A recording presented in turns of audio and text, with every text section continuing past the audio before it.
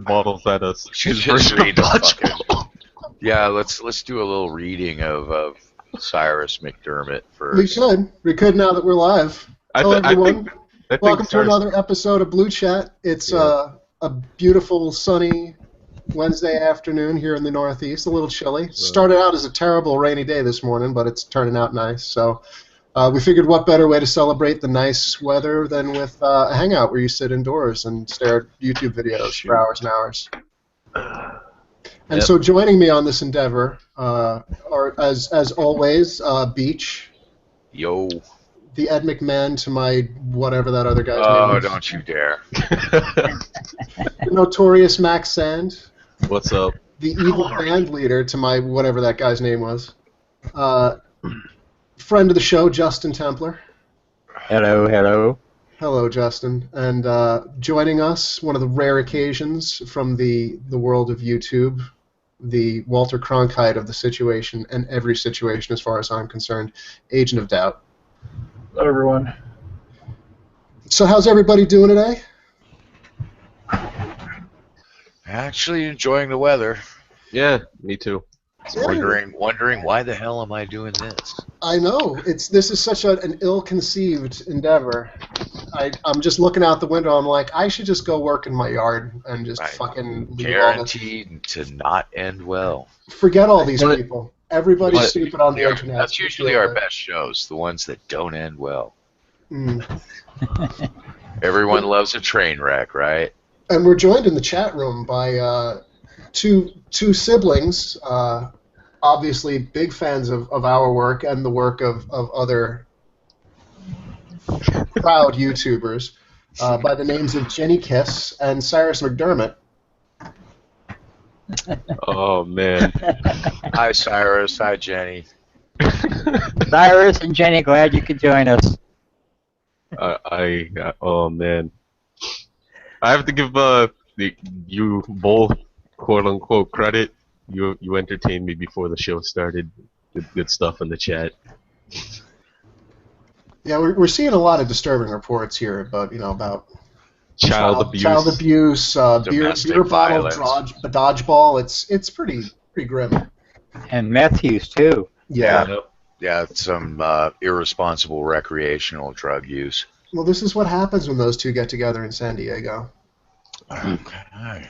They probably both smoked meth and then did the dirty do, and then Jenny's like, "Oh shit, I'm pregnant with twins," and that was the end of that. Time to get these kids down to the fire department. And consequences have never been the same. Yep. We've got a couple of interesting videos that have come out on YouTube in the last few days. One by, of course, the duo that we were alluding to just a moment ago, Jenny McDermott and Cyrus Kiss. But I think we'll leave that for dessert. We were talking about what order we're going to do this, and we're going to do that as dessert.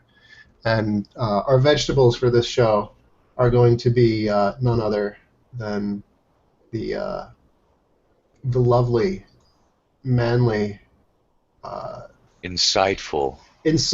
wise Steve Shives. So The Gandhi of YouTube. oh, absolutely.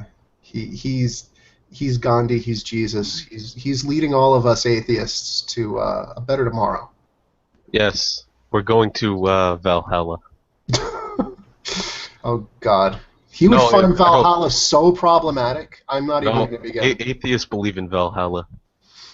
If only, man. Valhalla is very problematic. Everything. Valhalla is like unbelievably problematic. I mean, there's like, it's so ableist and Yes, just but it's an misogynistic.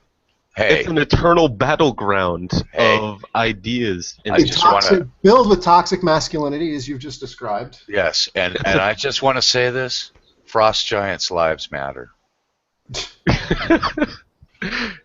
No, they Oh, don't. you. No, they don't. Shout outs to Jormungand. Yep.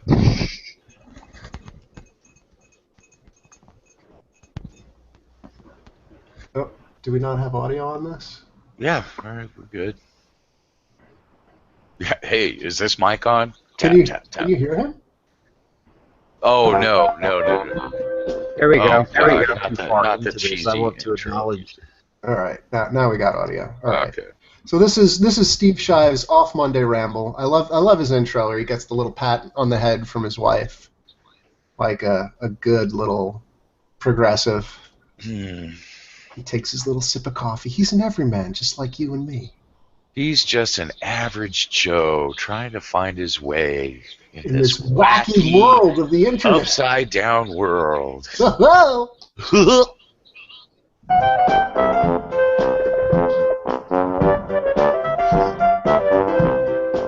Before I get too far into this, I want to acknowledge a tension that exists between the subject of this video and the fact that I am making this video, because the subject of this video is yielding the floor to someone else in a political discussion, let's say, and the importance of being willing to yield the floor to someone else and recognize. See, now, Oh, let's I unpack begin? what he's all like. He's leading strong already in this video, so let's unpack a little bit of what he just said. Now, he's saying there's a tension between him presenting this message and the message itself. So The tension's inside of himself, because that's really what he's talking about through this whole video. what he's saying is he's built up such a tremendous tension that he hasn't gotten boned in so long. He's got a nut that he needs to release, and he's going to get through this as quickly as possible so he can fap that tension away. No, what he's actually describing is that he's saying that even that he's a white guy saying that he's white splaining, even though he's not using those words. He's a white cis het, kill me. man, terrible man. He's problematic. The evil sex. And it shouldn't be him saying this message. He recognizes that he should be yielding the floor, even in delivering this message to someone with less privilege than himself. But nevertheless, he soldiers on, and so must we. When the best thing you can do to further your goals or to further your side of an argument or your side of a discussion is to just not say anything, and to give whatever platform you have or whatever audience you have over to someone else who is better equipped to speak on this subject. This is a skill that, unfortunately, a lot of people who sort of fall into many of the categories that I fall into, white folks, cis folks, hetero folks, men, we have a lot of trouble getting our heads around the idea Who's that we? there are Yeah, times whoa. when it's Who's best for us we, to white not. man? Yeah, speak for yourself. And also I love this. It's all like, you can accomplish world peace through being a doormat. That's actually his strategy. Yeah, be a doormat. That seems to have worked for you. And again, there it is. He's talking about himself. And just like Sarkeesian represents all womankind, Steve Shives represents every white guy on the planet. Just so you know. So he speaks for all of us. And he thinks that there are situations that often present themselves where the best thing you need to do is say nothing and do nothing. And that's because he himself can't think of the right words to say to express the wrongs that he's seeing. If he could think of a tactful way to bring things up, this wouldn't be a problem. Unfortunately, he's not smart enough to think of a tactful way to say things, and he thinks that the absolute best thing to do would be to just turtle up and die right there in the crowd and just, take your licks and, become submissive to whatever they're saying. Because it's working so well in his personal relationship. Oh, God. Yeah, I went there, but I'll save that for some. Well, that's okay. I went there already at the top of the show. So, Okay. when we started showing this, he got his pat on the head, his kiss on the cheek, whatever. Little doggy biscuit. He's doing a good job. Here's your reward. Yeah. Okay, that's Justin. Anything? Yeah, go ahead. Original sin. Yeah. We'll get to some of that later too. Yeah, it's the usual refrains, but yeah, let's go. Say anything. And it's even better if, in addition to not saying anything, if we can hand our microphone to someone else. The inspiration for this video comes from two sources. There was a video that I watched recently by Atheist, who I just gave a shout out to in the most recent episode of You Had to Ask, and I reiterate that shout out here. I highly recommend Atheist's YouTube channel, and he put up a video last month using the infamous Sam Harris-Ben Affleck exchange on Real Time with Bill Maher last year as sort of a jumping-off point to talk about the perils of criticizing a community when you yourself are not a member of that community or have. So, in other words, what you guys have done as far as, you know, the men's rights movement, as far as Gamergate, as far as all these other, you know, different movements, different associations, you're outsiders and you feel entitled to be able to weigh in on that. So Yeah. So what, Steve? So what you're saying is it's just hypocrisy is all right so long as it's directed towards the right goals, right? Yeah? The perils of talking about a group when you might be part of the out group is that you might be genetically not able to understand them because your genes are wrong. So shut up. I think Steve's just a bit lonely. He wants to belong to something, but he wants to be that guy who doesn't belong at the same time. He wants to have his cake and eat it too. Well, he wants to belong, but once he belongs, he realizes he can't actually say anything. Yep. Yeah, no, that would be wrong. He wants to have his cake and eat it too. He wants to belong to something without belonging to something. He wants all the benefits without all the drawbacks. And it's funny that he cites this guy who calls himself atheist as, you know, the spokesperson for that. Like, obviously someone who's going along with being atheist, but in an ironic way. Yeah. Does he cite anyone in this video that's female? Does he give a shout out to anyone that's female? Because I know he's the biggest male feminist on YouTube. Did he give a shout out to anyone that wasn't part of his group? I think this entire video is a failure because he didn't hand his script over to Kat Black and have her read it. Oh, that was good. That was a good one. Oh. Never been a member of that community. That was a really, really savvy video and had a lot of great points in it that inspired me to have a few thoughts. And then I also was inspired to talk about this subject in this video by a recent episode of the Dogma Debate podcast, where the subject was social justice, and David Smalley and Alex Jules and Eli Bosnick spent really most of the show talking about the idea of safe spaces and what those are and whether or not they're appropriate. And even though this video is not intended as a direct response to either that atheist video or that episode of Dogma Debate, I would not be making this video on this subject right now if not for having seen those. So both of them are linked in the description of this video, and I highly recommend, if you haven't checked out either of those, to go check them out at some. Did he just recommend something that he didn't even bother watching himself, or am I? No, he said that he did watch it, and that's what inspired him. But in response to what Agent of Doubt said before, he had an Alex, a David, and an Eli. I mean, it's possible that those could be female-identifying persons who just happen to have a male name. But all men. Yeah, I would say, you know, without further information, that the appearance is that he's talking about men, only men. He's just copying the whole Macintosh thing. When he made that, I have to make this video because people only listen to men, so I'm going to reinforce that by only linking to men. I think you got to drop your bandwidth usage a little bit, Beach, because you're chopping up again. You got the robot voice again.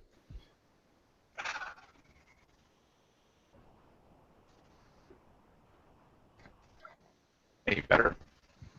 No. Maybe in a minute, like, it'll have to even out. But yeah, I think that it's interesting that you raised that point, Agent of Doubt, because it's well, I don't know if I'm going to be speaking for you in this, but if I understand what you're saying, it's that this is sort of I don't know, a collective guilt, male guilt, let's call it, instead of the perhaps more recognizable white guilt. Yeah, if I disagree with what you're saying, you need to find somebody else to talk for you that I might agree with. But since I agree with myself, I'm going to give a shout out to all men, even though I Hold on. purport to be He a agree- proponent of feminism. He agrees with himself? What? He's a very brave man in that capacity. Not everybody is going to be willing to agree with themselves. Some people might have something that the rest of us may recognize called doubt. Agent of doubt, obviously, being an agent of this force, is intimately familiar with it. But No, I say now, blessed is the mind that is too small for doubt. He's an idiot. Not Mike. Like this dude is an idiot. This very clever man. He's an idiot. Keep going. Point, I'm because sorry. they're both excellent. There are two sides to this that I want to discuss briefly in this video. One inspired by that episode of Dogma Debate, and the other inspired by that Atheist video. So let me take the Dogma Debate inspired side first. In that episode of Dogma Debate, when they're discussing safe spaces, the host, David Smalley, who in general I think is a good guy, and I'm not attacking him here at all, but there were portions of his contribution to that podcast where I just really wanted to. I'm not attacking David Smalley. I'm just saying it'd be much better if he had a vagina instead of a penis. That's all. Beat my head against the wall because he kept getting stuck on this idea that if he were in attendance in a meeting that was conducted as a safe space, where let's say it was designed to focus only on. Go for it. And I'll open it up too, and we kind of had this conversation already, but I think for the sake of the stream, what does everybody think? And let me as a question, what does everybody think Steve means when he says safe space? I think it's a shifting goalpost. It could mean pretty much a room. It could mean a Black Lives Matter march after someone's died. It could mean a Mizzou school protest on the student union courtyard. It could mean any place where a bunch of people have come together with the same agenda of speaking about how they're oppressed. I think So no permits involved, no semi-private spaces, as in they're private for the duration, such as signing up for a conference room in a public library. It's just anywhere. That's I wouldn't say that there's none of that. It's possible that there are such spaces, and I think that would be appropriate. No, I agree. Yeah, that's appropriate. Yeah, if you're having. But I didn't listen to the entire Dogma Debate hangout. I listened to it, briefly while I was doing chores and dishes, whatever, yesterday. But what did they say? I believe they do make reference to the sort of safe spaces that Michael did, that he's talking about. Like the Mizzou tent outside, or just a public area where we've designated this to be our safe space, even though this is just cause with semi-public, if not like openly public, fully public. And we're fencing this off. We're fencing this off and claiming it to be ours. Just cause with no permit, no. What's it called? I think it's just an empty talking point more than anything else. Like, that's it. Like, yeah, maybe there's examples he's gonna give or gives, but it's just an empty talking point. It's a shifting goalpost, like Mike said. Yeah.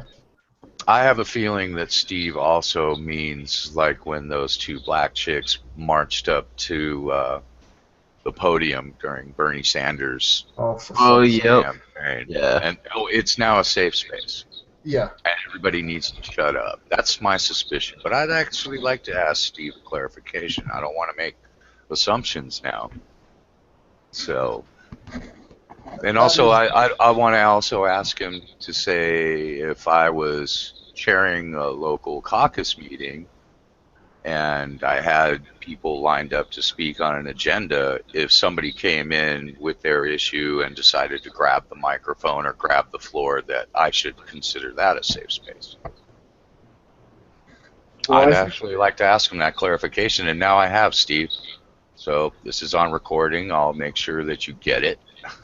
I'll clip it, and I No, want you an answer. can't. That's Yes, I can. impossible. That's impossible. Steve can block out anybody, and has. And I have no doubt that if you're not already blocked by Steve, the moment you begin communicating something that he might find uncomfortable, Yeah, well, he'll fix that problem. Well, as Mike said it, for now, it's a shifting goalpost of meaning whatever the hell you want it to mean. So, yeah, I want some definitions. Yeah, and like you said, you know, if, where you can actually storm a podium and make that your designated safe space. It's kind of crazy. I don't know. I don't want to add the wrong connotation to this by talking about like dogs, but like it kind of reminds me of dogs just running up and like pissing on something and being like, "That's mine now." Well, I absolutely suspect Steve as being one of the people who would like to extend the borders of that safe space by taking the rules that are meant for safe spaces and extending them to all sorts of things like public places like Twitter. You know, I absolutely suspect that he's in favor of crafting rules in safe spaces and then turning the entire world into a safe space, given the context of his entire channel and his talking points. That's what I suspect of him. Today's Steve's channel, tomorrow's the world. Yeah, that the safe spaces are a place for them to bitch at each other and then come up with an idea of how to change the world for their betterment. Well, how are they going to do that? They're going to take how they made that one space good for them, and they're going to try to take it out to the world. They're going to piss on every podium on the planet. And mine. How mine? The safe space. And whatever his safe space that he's talking about in this video, I'll give it to him that it could be someone's living room, but there is one person out of the entire group that is the black sheep, as it were, the person who's the odd man out who doesn't fit the group, who just happens to be there. How did they get there? Were they invited? He doesn't say. But I'm just going to assume that this is somebody who was invited, who didn't just, like, barge in. They were invited as an ally. And this is somebody who is normally an ally, who is good, who has good intentions in his example. A good intending ally that was invited there. Okay, there you go. The voices of people from a certain group. Like, let's say it's a safe space and it's designed to where the only people that they want to hear from in the safe space are people of color. And they don't want people. It's not a time for people to say something critical. It's not a time for people to argue. It's just a time for people of color to be able to stand up and speak their mind and speak their heart and say what's on their mind and just get things out there in a supportive environment for people to hear. Right? That's the purpose and the intention of the safe space. And let's say that you are a white person and you attend the safe space as a supporter, as an ally. And then one of the people of color who gets up to speak says something that you find offensive. Maybe not necessarily directed at you as an individual, but something about white people in general that you find offensive or that you take personally or are outraged by. And David Smalley kept coming back to this notion that, well, he should have a right to respond. If someone says something about him or about people like him that he thinks is unfair or untrue, that he should have a right to respond. And both Alex and Eli were both trying to tell him, no, you don't. You don't have a right to respond. At least not right there. You don't have a right to respond in the safe space, because that's the safe space. Now, your right to... Says who? Says who, motherfucker? Depending on, like I said, this is where you need definitions. Well, it says Alex and Eli. Oh, well, I'm going to shut up then. And it's obvious they obviously win because it's two of them and only one of David. I have two things to say about this segment, this part of the video.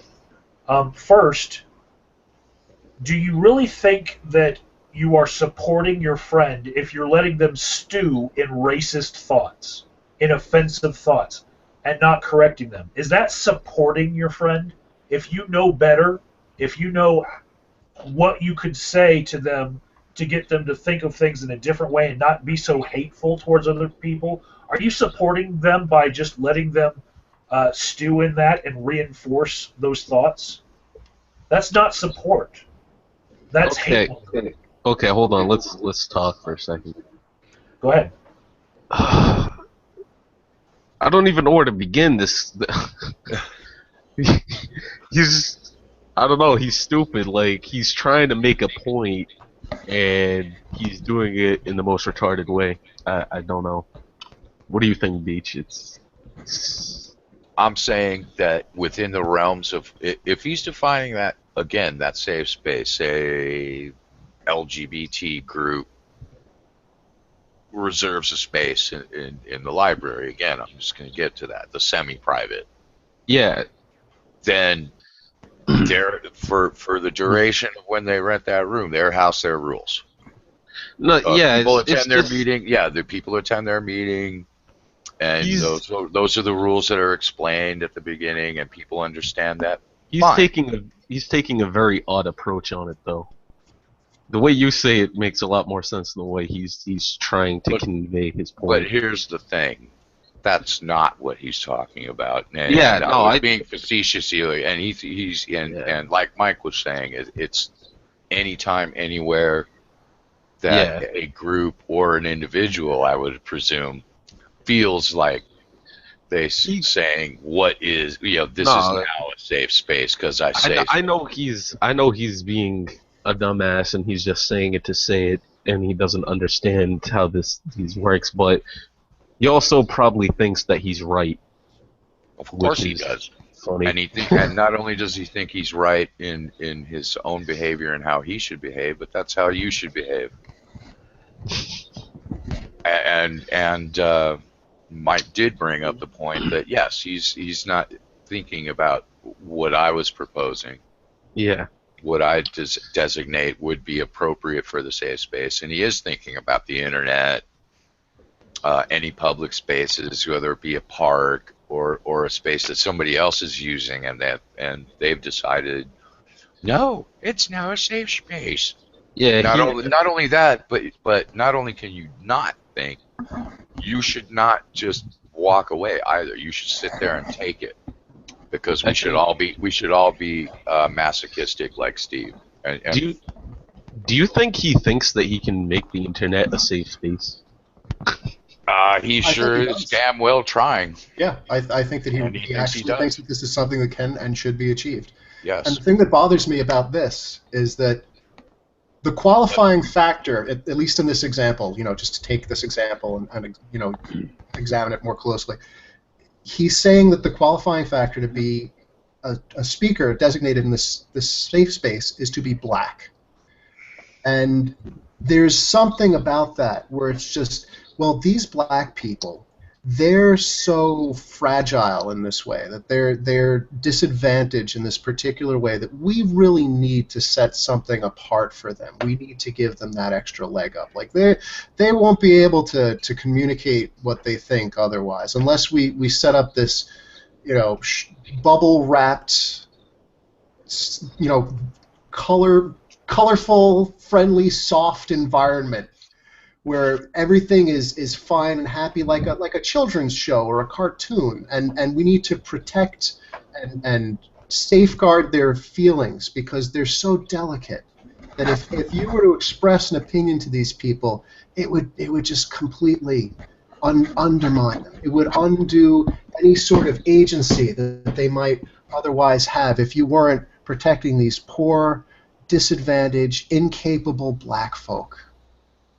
And there's something so fucked up and racist about framing things well, in the way that he's talking about it. It's the left-wing version of the white man's burden. Yeah, it really is. It really is. These poor savages. These poor savages.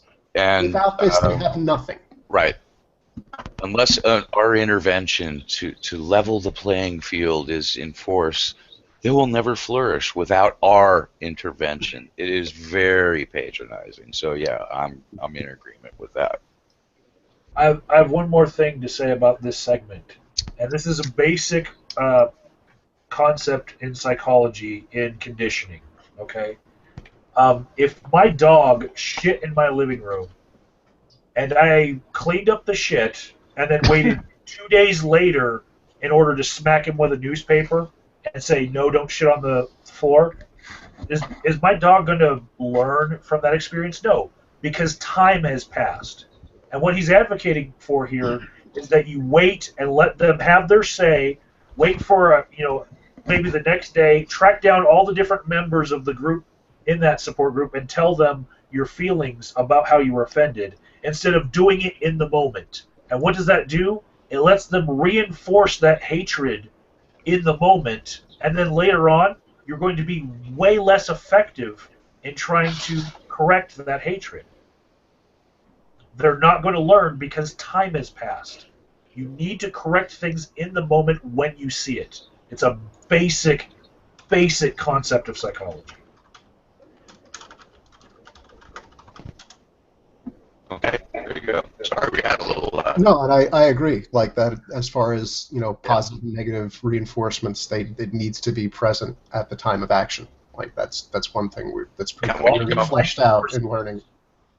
Yeah, well, when you don't set those boundaries, you don't have clear rules that apply to everyone, it's going to escalate too. Hold on a second, Mr. Roboto. What were you going to say? Robotic. God, not again. Here, I'll help you out, man. Don't worry. There's another machine that agrees with you. Rack 'em up. Rack 'em up. AOD.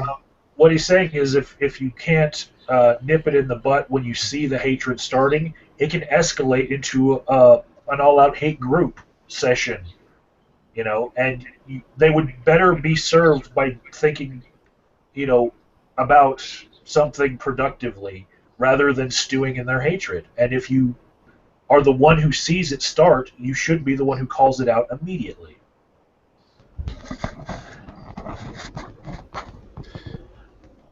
Yeah, the other thing that I wanted to mention before we go on, he's literally saying in this segment that it's not appropriate for white people to talk about black people, but it's also not okay for white people to talk about white people. But it's okay for black people to talk about black people, and it's okay for black people to talk about white people. So, how is that not racism? Of course, the answer is going to be this weird, completely incorrect definition of racism that it includes power, and thereby the racism that's exhibited by minorities isn't actually racism. But it's actually racism. And that he's actually racist when he's saying this in both the ways that I described before, where it's what Beach called the left's version of the white man's burden, and in that it's it is allowing this sort of this racism from minorities, where you because of this thing that you have no control over, these people may speak and these other people may not. I mean, if you were to take a situation and you were to just I don't know, like just switch the races around. Like what if it was a blacks only space and there was a Latino there, or a Latina there, or an Asian person there, or a Jew there? Are they not allowed to speak? Like, is this just because I just don't get it. I don't get why certain types of racism are okay and other types are not. I think that if you start opening the door to that, you start permitting certain types of racism. You're setting a bad precedent for all types of racism further down the road. But that's just me. Steve knows a lot more than I do. Look at him. Respond has not been taken away. You have every right to respond at some later date, at some later time. Your freedom of speech has not been says fucking who? You have every right to respond at a later date of my choosing. That's what I feel like you're saying. Yeah, that's what you heard. Yeah, of how we, using the royal we, determine. Not even we. It's just whenever the black folks say that it's okay for you to say something, then you might. Until then, you must yield. You must shut your mouth because we're telling you to. It's the right thing to do. It's the right virtues to signal to the rest of the group. The law man. to say pretty much whatever you want, but you don't have the right to demand to be able to say it and be heard saying it at any particular time and place of your choosing. Now, you can go. See, I don't understand why you would have to demand. He's conflating two things. Yeah, and I don't see why you should have to demand. I don't see why it's appropriate to censure certain people from being able to speak. Well, he's also conflating the right to be heard. It's like, yeah, if people want to ignore you, that's a different issue altogether. Are we talking Sure. about somebody who's party crashing or somebody who's invited there? Because if it's a safe space, everyone there should be invited before you even begin the meeting. You know, if you see that somebody doesn't belong in there, like a man in a domestic violence women's group, Again, semi-private. Yeah. you should remove the man first. You know, why is this person hypothetically there? He never really explains that. No, because he's purposely vague. Because he means everywhere. He's now turned the Anytime. conversation into something like how people want to go into the atheism plus safe space and spoil it and, you know, throw a bunch of verbal vomit onto their safe space forums. That's not how he started out with this premise. But now it's somebody who's an invader who wants to demand the right to speak to these people, not somebody who was invited. Right. Somebody That's who was it. welcome Moving the goalpost once again. That's exactly right. I did begin this example by describing it as, a white ally who was welcomed into the space. So yeah, you're right. He's moving the goalpost. Hi, Evo. Hey, what's Welcome up, to the show. guys? We've got some echo going on. Maybe, I don't know. Maybe it's a headset situation. Hopefully, fix itself. Maybe. Go Okay, I home, hope so. and you can write a blog about it, or make a video about it, or record a podcast about it. You can call your own meeting and talk about it, but you don't have the right to respond right there. There, in that moment, in that safe space that you have entered, wanting to be supportive, the most supportive thing you can do is to keep your mouth shut, is to sit on it. And if you feel like you have to say something, say it later. Say it outside the safe space. In other words, do And what that I is a do, just really repress alien idea. myself. Yeah, I gotta say, fuck you, Steve. If I have the feeling I want to say something, I'm gonna fucking say it. I'm not a repressive little bougie twat like you that grew up in a family like that. I was raised to so to speak, as the saying goes, stand up on my hind legs and be heard. And I'm not gonna let some asshole like you tell me that I got to repress what I want to express. So Beach, I'm sorry. That's just Steve has been repressing things in his marriage that he has wanted to say for years. So if he can do it in that circumstance, I think it's Right. only your male fragility that's preventing you from being as good as man as Steve is. I feel ashamed now. I'm going to agree that if you can't think of a tactful way to disagree with the person who's venting and saying something that's offensive, if you can't think of a tactful way to do it that's not going to make the situation worse, wait until you can. But to think that the best pinnacle of things to do in that situation is to shut up and act like a turtle in his shell, that's just stupid. That's Steve being insecure in his own ability to correct a situation. Yeah, and that's how he was raised and taught, to just not speak up, just better not say anything, Just acquiesce. and then just go cry in his pillow at night. Yeah, fuck that. I agree with the guy in the comments. Stevie Shives cuddles with Kevin Logan. They're not gay though. No homo.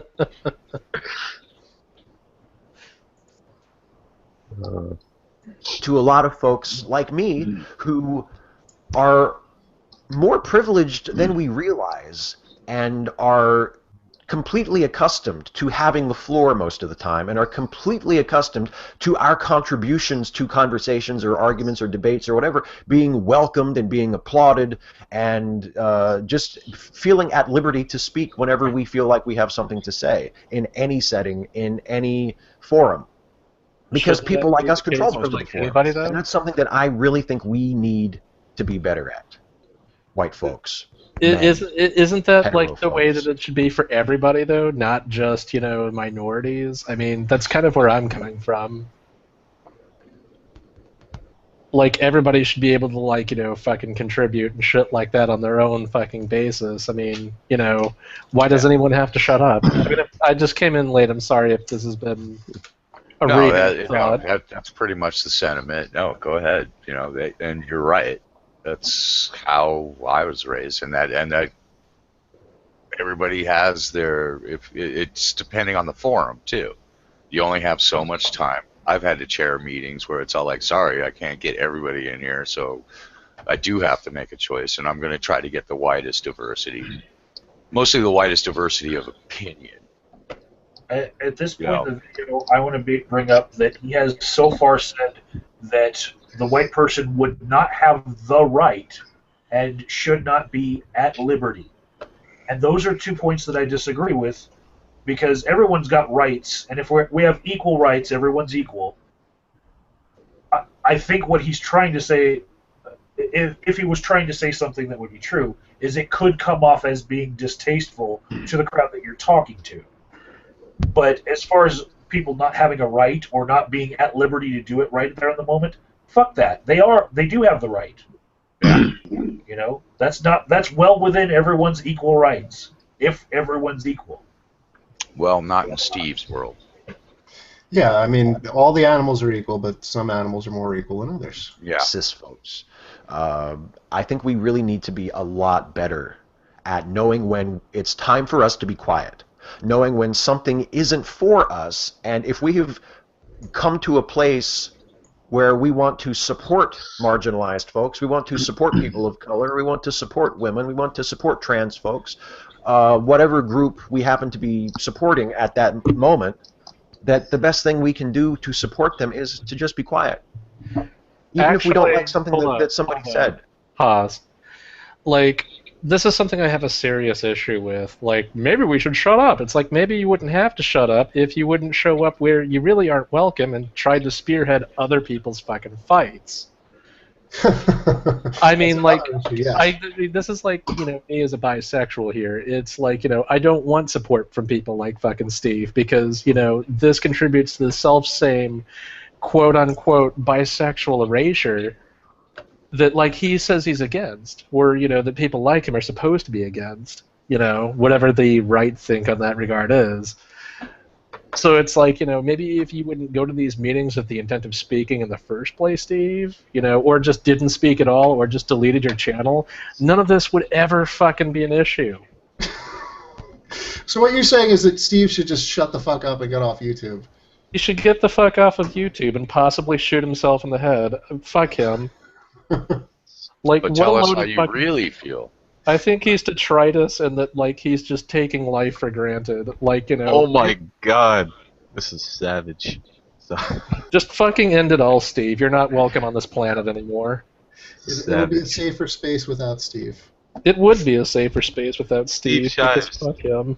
can you just drink bleach, man? Straight up. Yeah. Not even drink bleach. Just take a piss on a potassium toilet. It'll be the most explosive piss What you've I want- ever taken. What I want him to do is I want him to take AIDS-infected piss from Cyrus Kiss and drink it after cutting his mouth with a razor. I actually, I'm going to veto that idea and instead just say that Evo had the right idea. I like the potassium toilet. We could get some high-speed camera work done on there. We could probably like edit it and put it on like Thunderfoot's channel. Like he's into like slow motion exploding, exploding toilets, especially exploding on Steve Shives. I think that would be his most successful video ever. Oh wait, Bewildered Ape asked us a question in the chat. What's with this? I can't actually see anything that Bewildered Ape is saying. Okay, all right, now Okay. I can. I guess yes, he's what's with chat. this Hugbox obsession with wanting people to leave YouTube? I thought they were for freedom of speech. We are for freedom of speech, but Steve Shives is being stupid. Right, what Yeah. you're not recognizing is this is a rhetorical device. We're saying that your opinion is so stupid that the world would be better off without it. Like, you're allowed to say whatever you want, and other people are allowed to respond to you. That's kind of how it works. Yeah, freedom of speech is a two-step process. I mean, if you say whatever you want and somebody responds to you, and then your response is to, for instance, flag down their channels so that you can make sure that they don't get to say anything again in the future, you're doing it wrong. Yes. You advocate that other people should shut their fucking mouths and never be able to speak when somebody's saying something that is inaccurate in the experience of the person who was invited to that space. And, assuming that it's a public forum, right? Like nobody's like up at the podium and is like supposed to be the designated speaker. I don't think people should be allowed to do that and just chime in, which again is something that, as was alluded to earlier in this hangout, that people from Black Lives Matter, for instance, feel that they're entitled to do. If there's a presidential candidate, for instance, speaking at a podium, and they feel like they need to have that podium space at that time, they will invade what is otherwise clearly a quote-unquote safe space where everyone showed up to hear this candidate speak. No, hold on. So, Bewildered Abe says, so when you say Steve should leave YouTube, you're just being rhetorical. No, BA, he's being satirical. It's part of his performance art. Yeah, that's something that I'm surprised you don't recognize, Cyrus. Yeah, Yes, Cyrus, I have a high surprised. school education, and you apparently don't. My magical education is more impressive my than yours question. is. Here's my question. Cyrus, Bewildered Ape, whatever your name is. Why are you here when you should be taking care of your kids? Like, you have both your kids in the chat telling us how bad you and Jenny are. Go be a parent, man. Yeah, kaboom. Yeah. Get the fuck out. Show us what real masculinity is, Cyrus. Go be a parent. Take care of your daughter and your son. Be a real man, TM. When I say that Steve Shives should quit, I don't mean that he should stop talking about anything.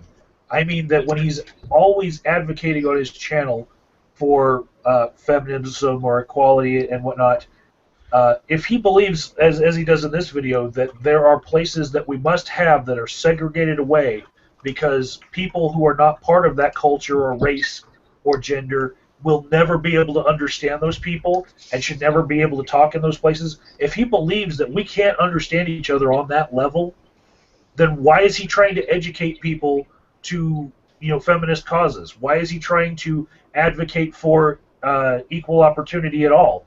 Because he doesn't believe we're equal. He doesn't believe that we can understand each other. He doesn't believe in empathy. He should quit doing what he's doing in general on his channel and maybe change the subject because he doesn't believe in what he's doing. He doesn't believe that there can be a good outcome. Because I think the move right now would be to hand over his channel to a person of color. Right. I think so. Give those views to somebody that matters. That's why I said he should have given this script to Kat Black. She's a black transgender woman. There you go. This should have been done by something else. You should just This progressive tech. Put your money where your mouth is, Steve. Just what is that? He gets a three. Give this space over to her. Give her the. So what does he get? A threefer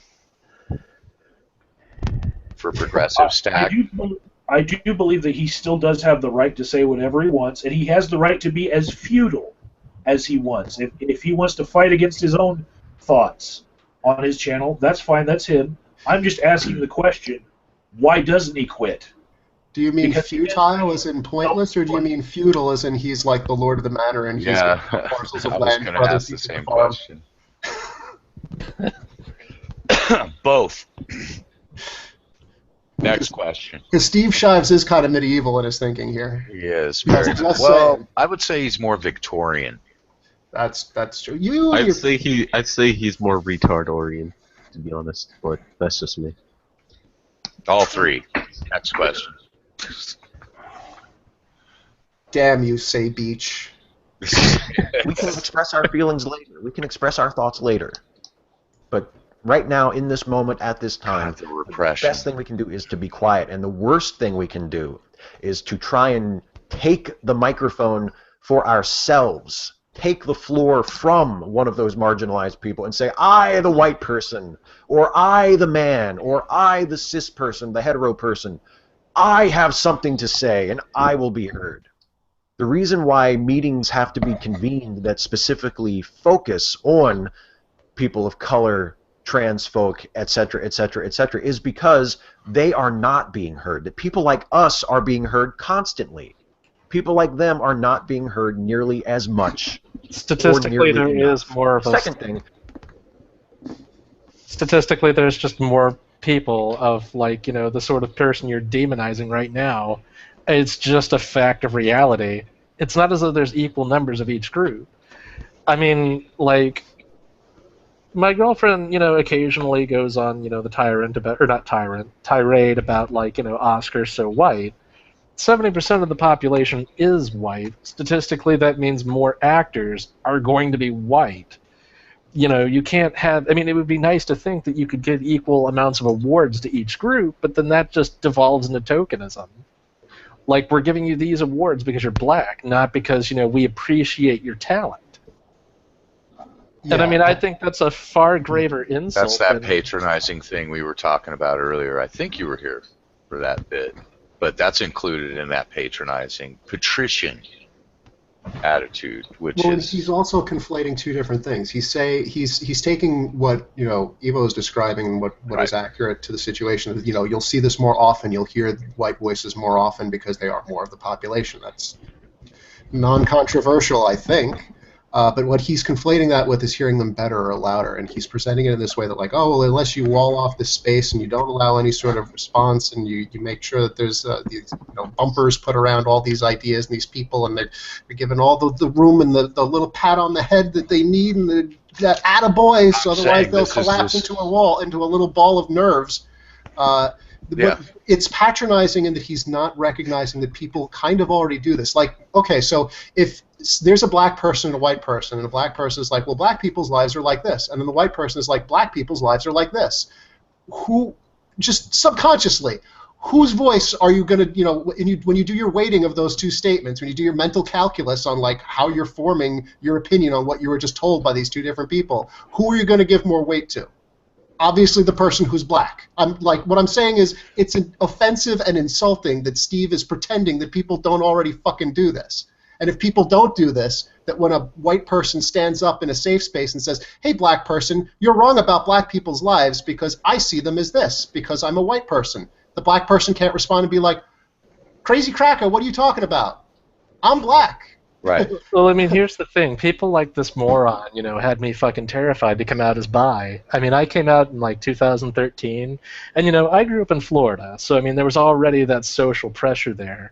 But people like Steve had me worried that, like, my gay friends would never accept me, that they'd be offended more than anyone, and rightfully so.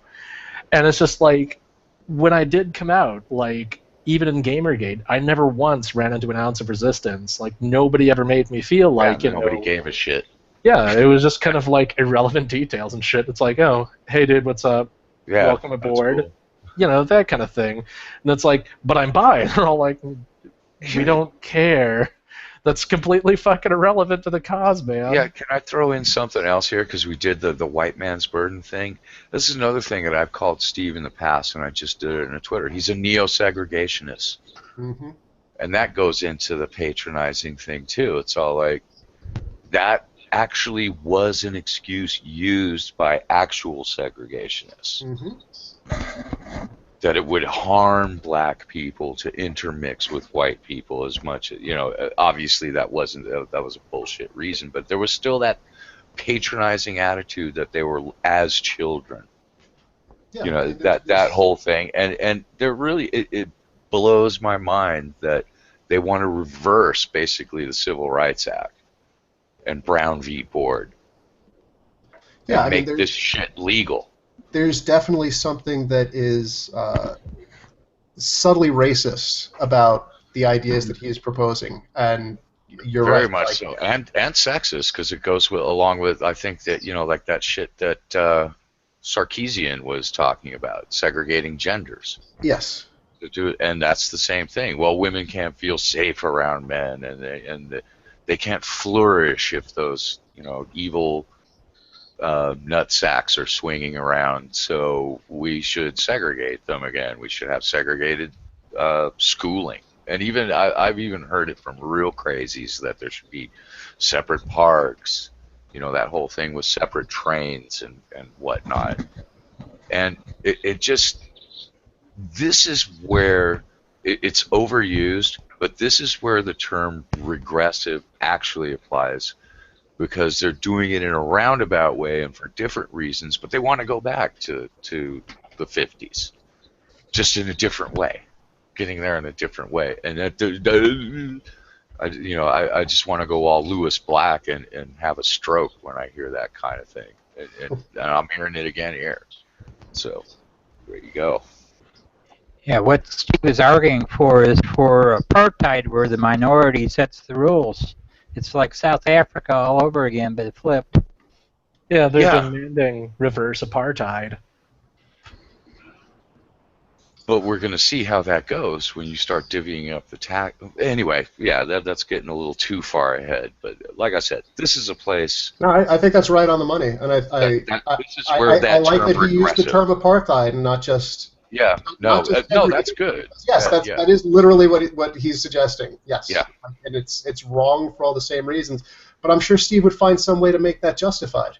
And he wants to erase the goddamn 14th Amendment, for fuck's sakes. I mean, these are rationalizations. These aren't rational reasons. They're things that are concocted and cobbled together in order to defend this stupid ideology.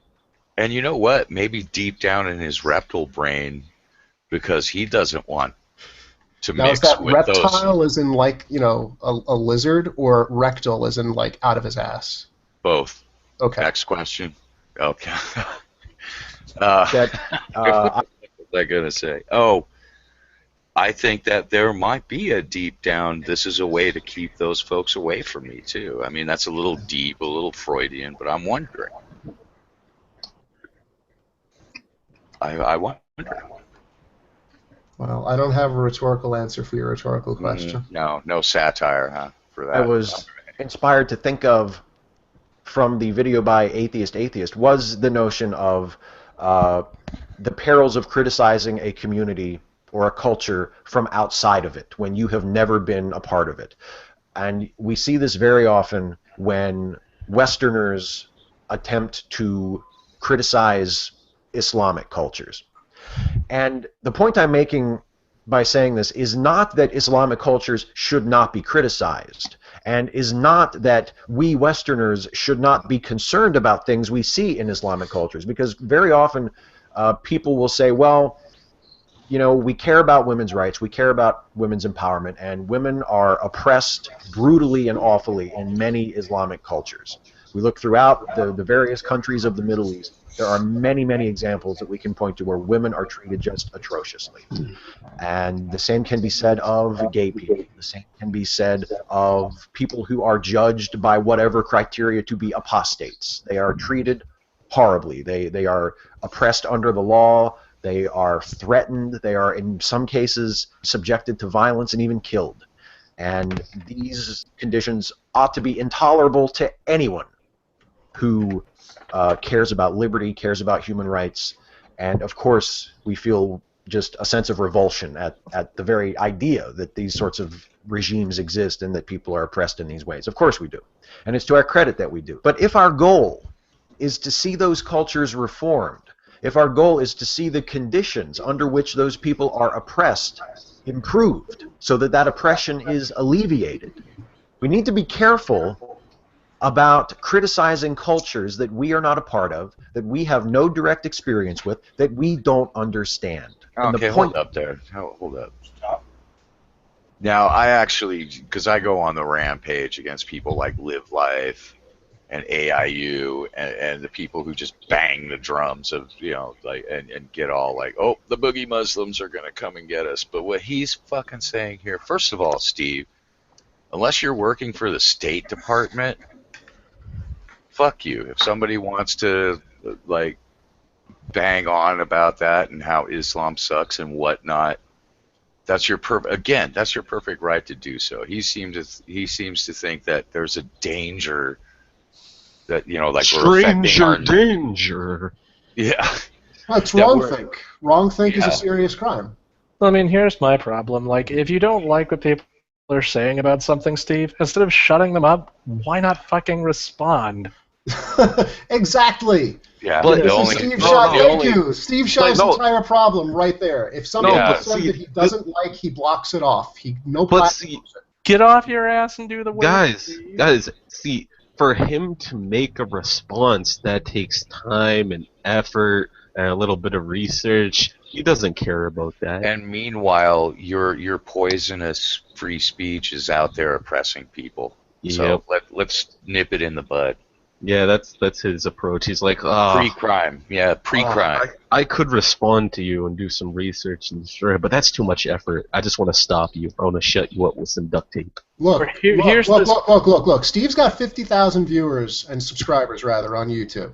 I'm sure he's got far fewer viewers these days.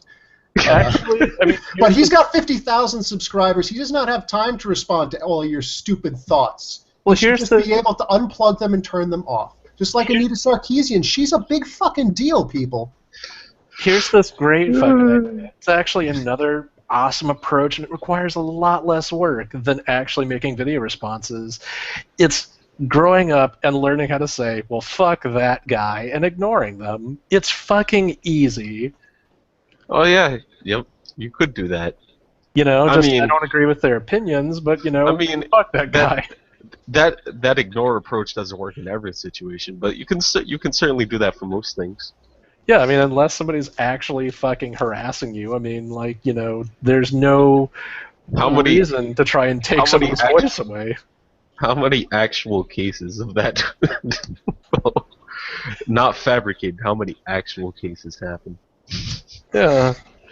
Yeah. I mean, we have these crazy fucking street preachers that come to UCF all the fucking time, and it's like I can either sit there and make a reasoned response, or if I don't have time, instead of petitioning the school to have them taken away, kicked off campus, which takes a lot more work and paperwork and shit and time that has to be fucking dealt with, I can just ignore them, flip them the bird, and just say, all right, Oh, yeah. fuck this guy, No, and go to that's class. you make an excellent point. That's the other thing. A lot of times, these people like Steve Shives, instead of taking the smarter, work smarter, not harder route, they'll work extra hard to put duct tape over your mouth instead of just walking away and whistling.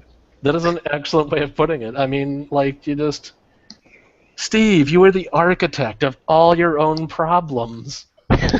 Oh, that. He built the foundation, blew it up, and then just sat in the pit. Well, as a student of biology, have you ever found Chemistry. I don't study biology, damn it. You don't? Yes, you do. I haven't studied biology in 3 years. You dissected a frog, right? I dissected a starfish. All right, no, you're a and- biologist. No, after I went back in 2013, it was molecular bio, and then a year later, it was chemistry. Okay. Well, have you ever seen or heard of a genetic component to someone's right to speak? That sounds about nonsensical. Is it carried on the white gene or the XX pair for sex? Or even the more pressing question, the Muslim gene versus the Western gene. I have no idea. Guys, this is why I started studying chemistry. Is it biologically possible for Steve Shives to be trained and broken by his wife using her double-headed dildo? Well, I think all we really need to do is make an observation. See, I believe that's already happened. He's already bent over. In fact, I'm willing So to bet we have to watch, is what the you're snap, saying. the snapshot of the or not the snapshot, the still frame of this picture is excellent because you can kind of see just this exhaustion on his face of his wife's hand being up his ass. Just please take it out, please, honey, please. Okay. Moving on.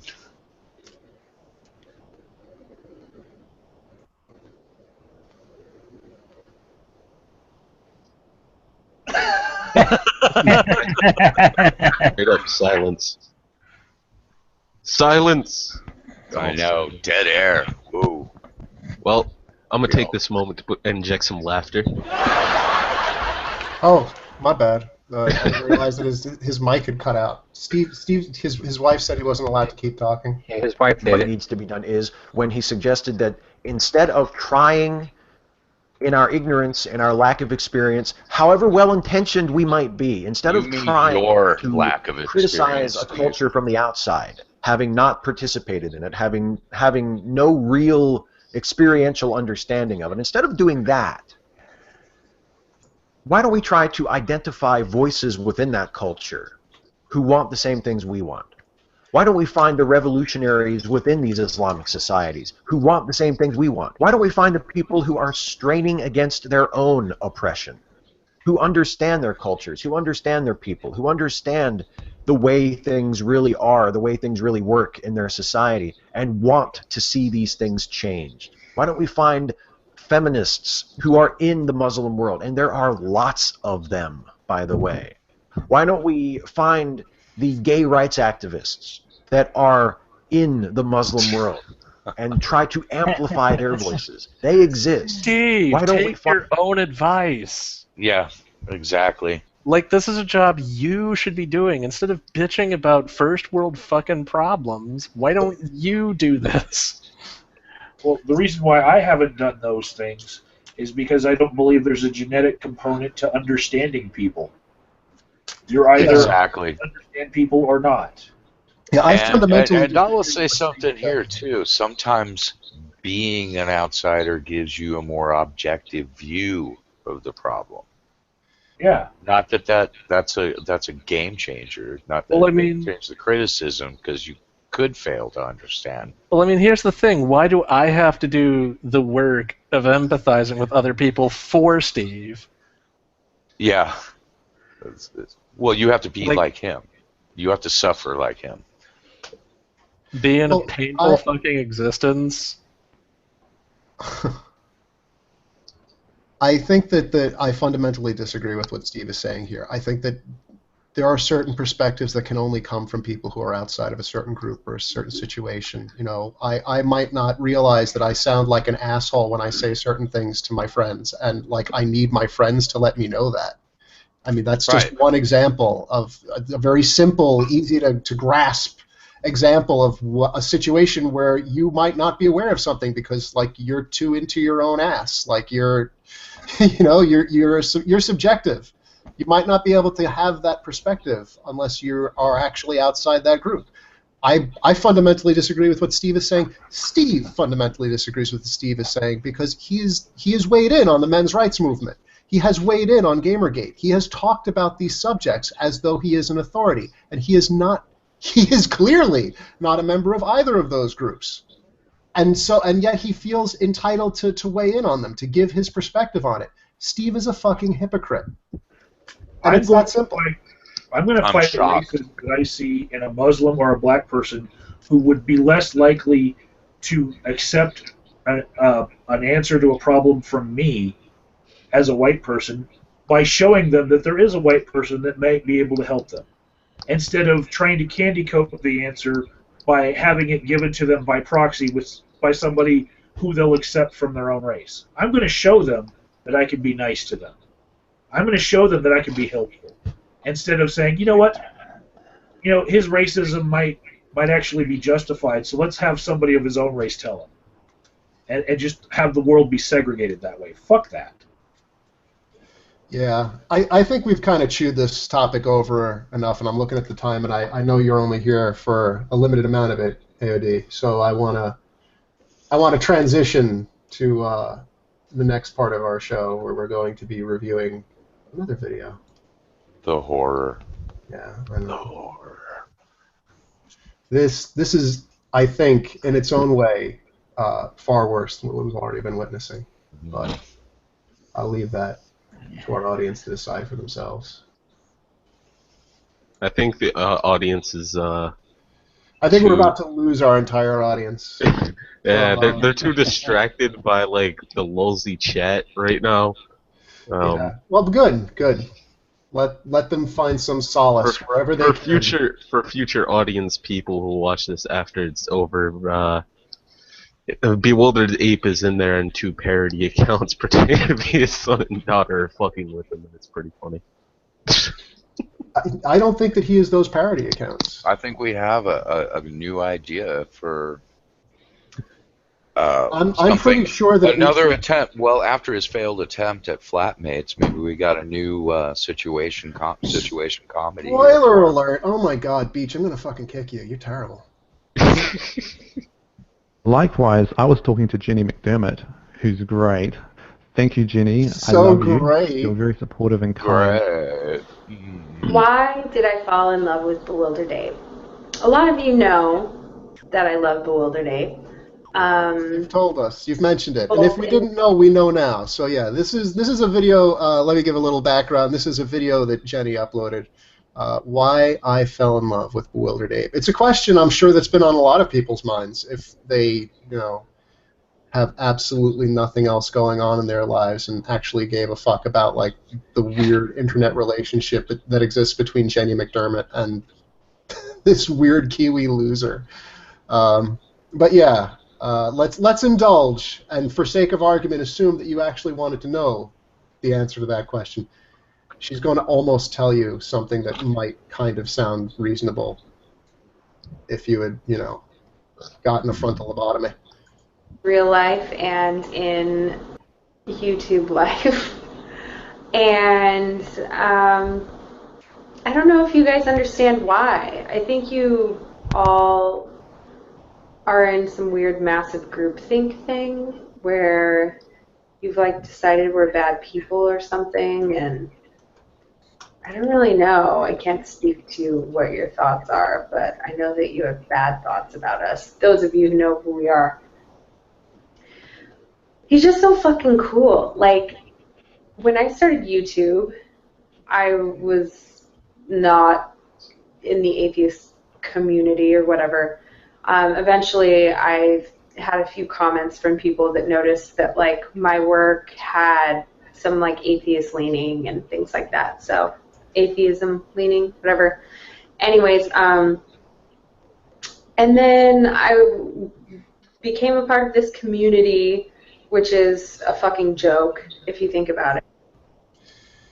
I'll let her go a little longer. It's just, a lack of belief in God. And then all these people got together and rabble about shit and attacked Christians online and bullied people. And, I mean, you have, like, some of the biggest morons in the midsection of the United States all, like, but atheism is also protecting my free speech and my guns and blah, blah, blah, and whatever. So all these hicks and fucking assholes. Should I rewind it? No. She's actually saying that there are people who their position is that atheism is protecting their free speech, which I don't think so. I don't think I've heard that argument from anyone. And their right to bear arms, that somehow atheism is integral to that process. Because that's always been an issue in the atheist great debate community. Yeah. Yeah. Okay. My guns. My guns. My guns. Here's the truth of that's there's always like a tiny kernel of truth in the heart of anything that's being said. But yes, there is the topic of the First and Second Amendments have been discussed by people who happen to have identified as atheists within the YouTube atheist debating community or discussion community or whatever. What's ridiculous is that she's suggesting that this is something that only happens with Middle Americans. For example, with the Second Amendment right, the Justicar, he lives in Seattle. He is not Middle American. If you want to fucking try to debate him on the Second Amendment, good luck. You'll eat your cut lunch. You to ribbons, and You'll eat your lunch. An even larger laughing stock than you are now, if you would imagine that's possible. Even if you can't imagine it's possible, that's what would happen, Jenny. Like he's not some podunk hillbilly who's coming at this from just a very truthy, gutsy sort of way. He's thought about it. I might not agree with everything that he said on the subject, but he's got some pretty good fucking reasons for saying what he says. And you're a clown if you think otherwise. He'll beat you to death with Supreme Court transcripts. Jesus Christ. That's the fucking truth. Go online, guys who hate women, guys that are racist, blah, blah, blah. All these fucking people, like, band together because they also happen to be atheists. And, you know, I thought it was bullshit. And I saw this person online, this ape, actually, that saw that too, but made these really cool arguments and made really cool videos. And, you know, one of the first ones I watched of apes was what is it, op-inclusive, like, pre-battle Gamergate video. I am Bewildered Ape, and I see a whole army of bewildered gamers here. Definitely a peewee. Oh, that poor guy in the background. He wasn't expecting it. No one ever does. Defiance of industry corruption. You have come to fight as gamers, and gamers you are. What will you do? I just want to call attention to how awesome the sound design is for this moment. Like, he's before an army. This is obviously supposed to be some sort of epic moment, but it's just his flat fucking monotone talking over these scenes rather than have anything else in the background to sort of... And that is one thick-ass Kiwi accent, too. Yeah, but you have to understand, this guy's a genius. She's going to explain it in a minute, how much of a genius he is, but let's just go with that. Without game. Genius! Will you fight, or will you run, and be forced to play Depression Quest for the rest of your lives? Doesn't anybody think that that's funny? Like, it's cocky. Let's take it to the room. Mildly. Does I anybody guess. here think that that's funny? Beach with his generous spirit, mildly. Evo? Well, I think the face on her, face is funny. Yes, I'll give you that. Justin? Bewildered Ape, cocky, but not funny. Yeah, for sure. AOD? Obvious political satire, but not really funny, no. Yeah. Pretty derivative. That's why I said mildly. Yeah, honestly, and I think kind of obvious, and I think that's that was Gamergate. Well, whoever in Gamergate actually paid attention to fucking Bewildered Ape, to this day I'll mention him or Jenny, honestly, and it's only a small portion of that community that has any awareness of what they do. But yeah, I think that those who were aware of that, just kind of yawn-worthy when they saw that video, and they've heard Bewildered Ape's criticisms of them. I think at that point, Bewildered Ape was already kind of yawn-worthy. He had shot his load on the, he had turned against the non-feminist community, and then almost immediately afterwards turned on the feminist community. Had like this 5-part video series where he's taking on people like Xenostrad 1, and showing his true colors, in that he's a fucking turncoat through and through. But yeah, let's get back to Jenny, because she's the lulz. And, like, awesome. And then he did this video where he's like rallying everybody up for battle. And the coolest thing about that is that he basically had observed what was going on with Gamergate, which is, people would meet up on the Chan boards and all this stuff. They would just like meet up in the chat online, and they would stage these harassment campaigns. And they didn't call them those because they're too fucking dumb to call them those. But that's what they were a part of. They would just get some people together and say, hey, we're all going to flag this person's video. Hey, we're all going to go to Brianna Wu's Twitter and do this. And hey, we're all going to do this to Anita Sarkeesian. And so you get like a shit ton of men and boys dogpiling, some woman. Yeah. Serious projection. And she could probably project it on that forehead. Hey-oh, sorry. Yeah, it's kind of an ad hoc projection, I think. Yeah. Like, she's built up in her mind this preconception of what Gamergate is about, how people behave in these communities, how these events transpired. And now that she's set that as the ground rules, now that she's said, okay, well, this is what our enemy has done in my imagination, that justifies me doing that further down the road. Right. It's amazing. Check your Skype quick, Gray. Sorry to break the fourth wall. Online, which is what it usually ended up being. And I thought that was so cool, like that he had taken this video and said he was leader of Gamergate and mocked these people. Like he was straight up just like, they want to take our games. I don't know, and it was hilarious, and I loved him. I started feeling like I had a crush on him. Gross. His ape icon. Yeah. I'm in shock. We'll just pause it right there. Has a crush on his... Okay, great. Sorry to break the fourth wall, but check your Skype. I did. Done. Okay. Sent. Handled. Radio. Schoolgirl crush. Yeah. Schoolgirl That's crush on his weirdly animated fucking talking ape avatar. I gotta say, Bewildered Ape, you're like really stroking yourself when you wrote this script. It's like really seriously. In the chat. Yeah, I that's something, you know, we've discussed this previously on this show, that at least in very recent history, a lot of what Jenny is saying has actually been scripted by Bewildered Ape. It's obvious if you watch some of Bewildered Ape's previous videos and Jenny's previous videos.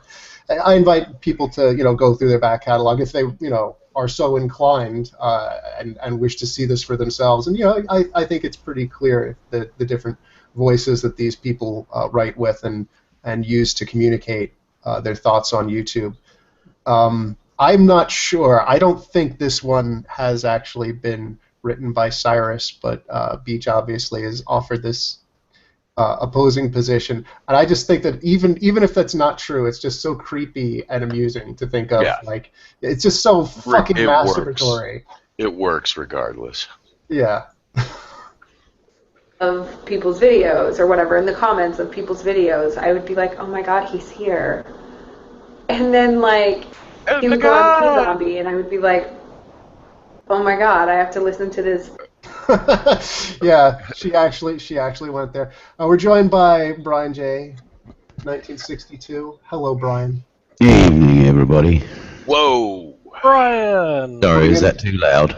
God Mike. Yeah, God Mike.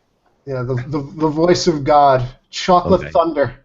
And we all know that God has a British accent. Yeah, Long John Silver is here. That's Sliver with an L. Okay, Sliver. But yes, is that better? Much better, yes. Yep. Okay, good. Video, like, over and over. He's so amazing. All right, yeah. So she's got a man crush on Bewildered Ape. Would you like to? Do you have any? Do you have any comment you'd like to lead with, Brian? The only thing that the only thought I've ever had when listening to Jenny McDermott is citation, please.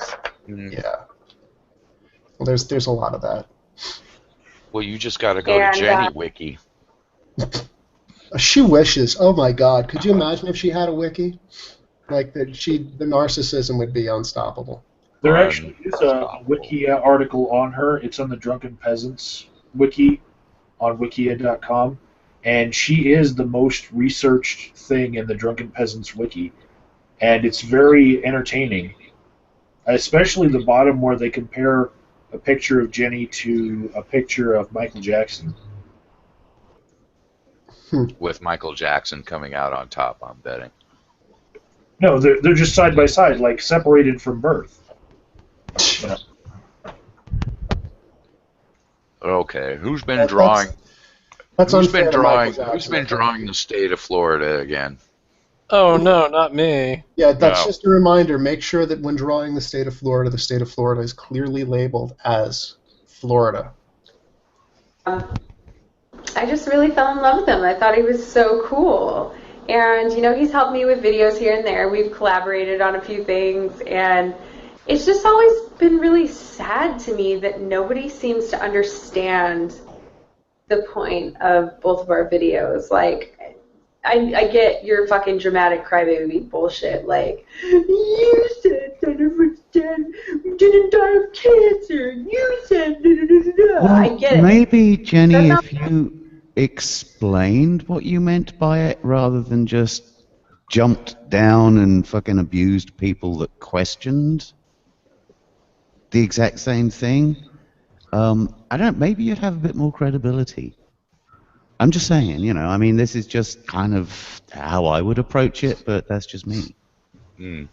Yeah, and it's crybaby bullshit to say that it's utterly utterly inhumane to tell someone to spread the idea that this man is lying about his father dying of cancer, that they have some self-interest in trying to, you know, tug at people's heartstrings in this way. I think that's a very base thing to do. I think it's right that people tell you you're a piece of shit for doing that, because you are a piece of shit for doing that. It's not crybaby bullshit. And there'll be the upcoming "you too" excuse. So we'll get into that. What, tu quoque quo? Mm-hmm. Oh yeah. Well, I mean, she's got to set this all up as. Oh, that's Bewildered Ape's MO. Everybody else. So. That's how What he is it covers about? for his shit That's behavior. the argument we're using to show the fucking stupid ass arguments on the other side, to show the harassment on the other side. If That's I pure can make a Bewildered video talking about how some guy may or may not have statutory raped his girlfriend. It was all a joke. And that made a bully online, charming man, friend of bullies, and advocate of anything that Thunderfoot says, basically, who's a bully. If a video that I make can turn him into somebody who is now quoting the terms of service on YouTube. Oh, see? So her committing an act of slander, libel, however you want to divvy it up, has caused a user to have a come to Jesus moment. So it was all worth it. Really. So hang on. So we're going to highlight the terms and conditions by breaking them? Yes. Exactly. Now he sees the light. This user that she mentioned has seen the light, so it's all worth it. Never mind any fallout for their targets, which is really their targets. It was all a social experiment, and it actually. Am I the only person who's actually, you know, seeing parallels with Dramagate and how well that ended? Yes. You're referencing history that nobody is going to remember except for like a couple of us. Oh, and here he goes, Bewildered Ape. It wasn't an act of libel, it was an act of satire. Yeah, why don't you try to go commit an act of arson because you're pissed off that, you know, houses in Syria have been burned down by bombs, and see how that goes. Yeah, or invade a country as a protest to war. Yeah, there you go.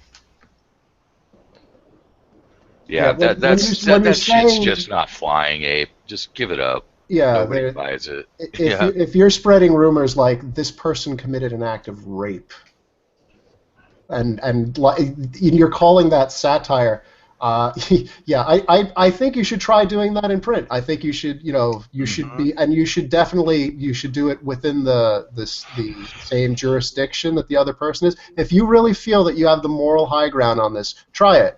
Try it in front of a judge. Try your song and dance before a jury. Yeah, and try your song and dance before. that might happen, or at least to Jenny. You put her in front of the firing squad while you conveniently are hiding. So yeah, I mean, we'll free speech is something that needs to be valued and have be protected and be safeguarded, but it is not, an unlimited thing. Nope. Free speech is limited in so much as you can, for instance, lie about people. Well, that is something that is not protected. Here's the thing, Gray. It's not a case of limitations on free speech. It's a case that free speech does not come bundled with limitations of consequence. yeah, you're not free from consequence. You got the freedom to say whatever you like, but society has also got the freedom to react in any way they like. So, with regard to your thing, it being a false all his messages have just been deleted. Isn't that convenient? But anyway, with regards to it being a false equivalence, I'm done. fine. I'm done. He said just free speech is Yeah, free hang on. speech is unlimited, and I gave him the punchline. He's not unlimited. I removed his messages. Well, I put him on timeout. So go fuck yourself, Cyrus. Oh, okay. Yeah. But I Yeah. just wanted to just broach one other thing. Okay, fine. I'll grant you it's a false equivalence if that's what you need. Try and explain to me, after you've said numerous times, Ape, anybody who takes any word I take seriously is a fool, yeah? And nobody should take a single word that I say, with any credibility whatsoever. Why is it that you are now bashing your head against the rails because nobody's giving you that credibility? That's out of your own mouth, Abe. So please, again, false equivalence? No, it was an example using exactly the same fucking logic that you used. Yeah. You're protesting arson by burning down houses. Yeah, you're protesting libel by being libelous. Sorry, but no, that's not how it fucking works. Yeah. Dude. Protesting domestic violence by smacking Jenny around. Yeah, it's protesting performance online art. bullying by being... Oh, wait, that would be performance art, right. Yeah, sorry. It's like Brett Keene's entire life. And calling me a cyberbully when he has claimed that nothing, no comments, no criticisms thrown my way, thrown Anita Sarkeesian's way, have been bullying. These people that have been like downright free speech advocates, 100%. Anything should be fine minus, child. Yeah, well, that's bullshit. Want to talk false equivalence? There's a false equivalence. There it is. I want to find the person that she's talking about. I want to see the citation to where they're saying these things, and that this is the general consensus of, for instance, Gamergate, that she's singling out as like this terrible organization that does these awful things, and they place paramount and unlimited value upon free speech. It's a debate that's been hashed out more times than I care to recall among even my small section of Gamergate, the community that I belong to, within that hashtag movement. I'd also like to see a citation for criticism of ideas equivocating to bullying. Well, that is. You're criticizing Anita Sarkeesian, so you're criticizing all womankind, by the way. It's a direct assault on each and every female on the planet. Saint Anita, you can't. Yeah. It's like an affront to Anita is an affront to all women. So, Anita, you're wrong is equivo speak to all women suck. Basically, Which yes. would still be freedom of speech anyway, even if you Well, did it say would, that. but- Plenty of people have written entire plays and books on that premise. Yeah, but I mean, if you want to, claim false equivalence, then how about you clean up your own fucking arguments first? Right. Oh, it's just all excuse for shit behavior, especially on BA's part. Yeah. It's just Child pornography. I license. don't know what the fucking SJW term for it is. Whatever. Like, these people have turned into SJWs over. Yeah, she doesn't remember what the SJW term for like child pornography, child abuse is. That's great. Good. That's one of the things that makes me think that. Excuse me. Frog in my throat. This is one of the things that makes me think that Bewildered Ape didn't write that.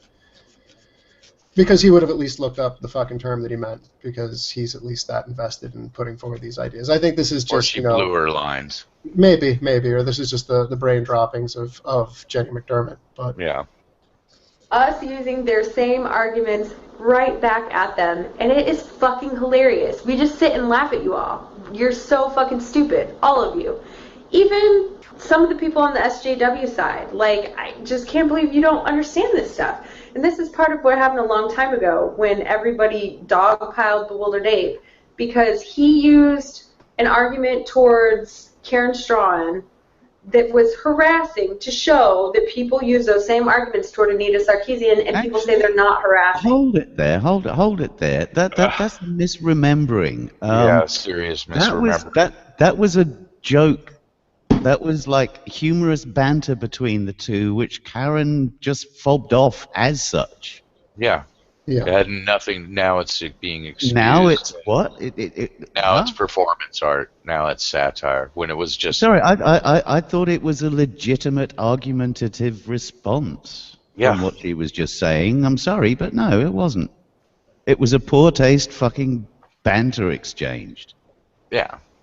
And showing BA's lack of timing and composure, perhaps, but. People did jump on it, though. Oh, Bob. Yeah, people did, but that's about the only accurate thing in that entire fucking statement. It was fucking trolling. It was low-level trolling. See how it's I accidentally hit the stop button, so we got to get back to our space where we were.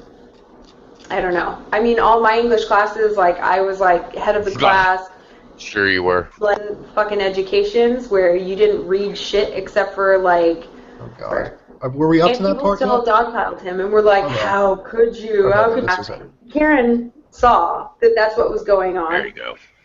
And even said it. Yeah, Karen realized that he's just an idiot troll. Like, I don't think that she never came out and said, oh, well, you're obviously using this as a message in order to, like, try and underline this point that you're trying to make about Anita Sarkeesian. That didn't happen. If it did, like, show me the quote where she said that, because I've got screenshots. I'm not going to go fucking digging around my hard drive to find them now. But, yeah, I mean, I remember I was there. That didn't happen. No, She thought Bewildered Ape was a retarded troll and laughed at him. Yeah, she laughed him off. Yeah, and the people who ended up dogpiling him were SJWs. So what? Or wearing they were flying the SJW flag as a flag. Oh yeah. I mean, really. Yeah. Some of them were people who were used to be associated with Blue Chat. For instance, Rith Randall, what's his name, Unseen Perfidy at the time. Yeah, well, given that those air quote dogpiling were of mixed demographics on that score, I don't think we can actually project it onto any one. I think that if I recall correctly, that the dogpiling was more along the lines of Xenostrad 1 and like that whole little SJW clique that she was. I'm not an SJW and I'm not an anti-SJW, and I jumped on there and said, "What the fuck are you doing?" So I'm sorry, you're but an idiot. No, mixed demographic equals no demographic. All right, fair enough. It's a minor point, but. Yeah, but when we're dealing with fucking rampant tribalism, I think it's important to actually point out the legitimate cases of tribal dogpiling, rather than just say, okay, it's a dogpile, therefore tribalism. I'm sorry, but where there's no tribalism, you can't make that assessment.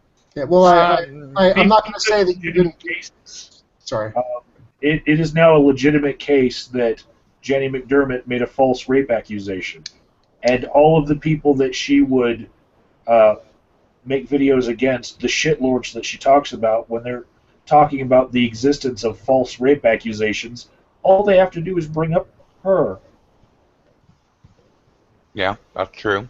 That's true. She does make a very good example. Yeah, how's your satire now, AP? Yeah, and well, this is the point that you were getting at earlier, Brian, that she has no credibility at this point. Like, she and Bewildered Ape, they're the two who cried wolf too many times. Yeah, well, Bewildered Ape has no credibility by his own fucking insistence and say-so.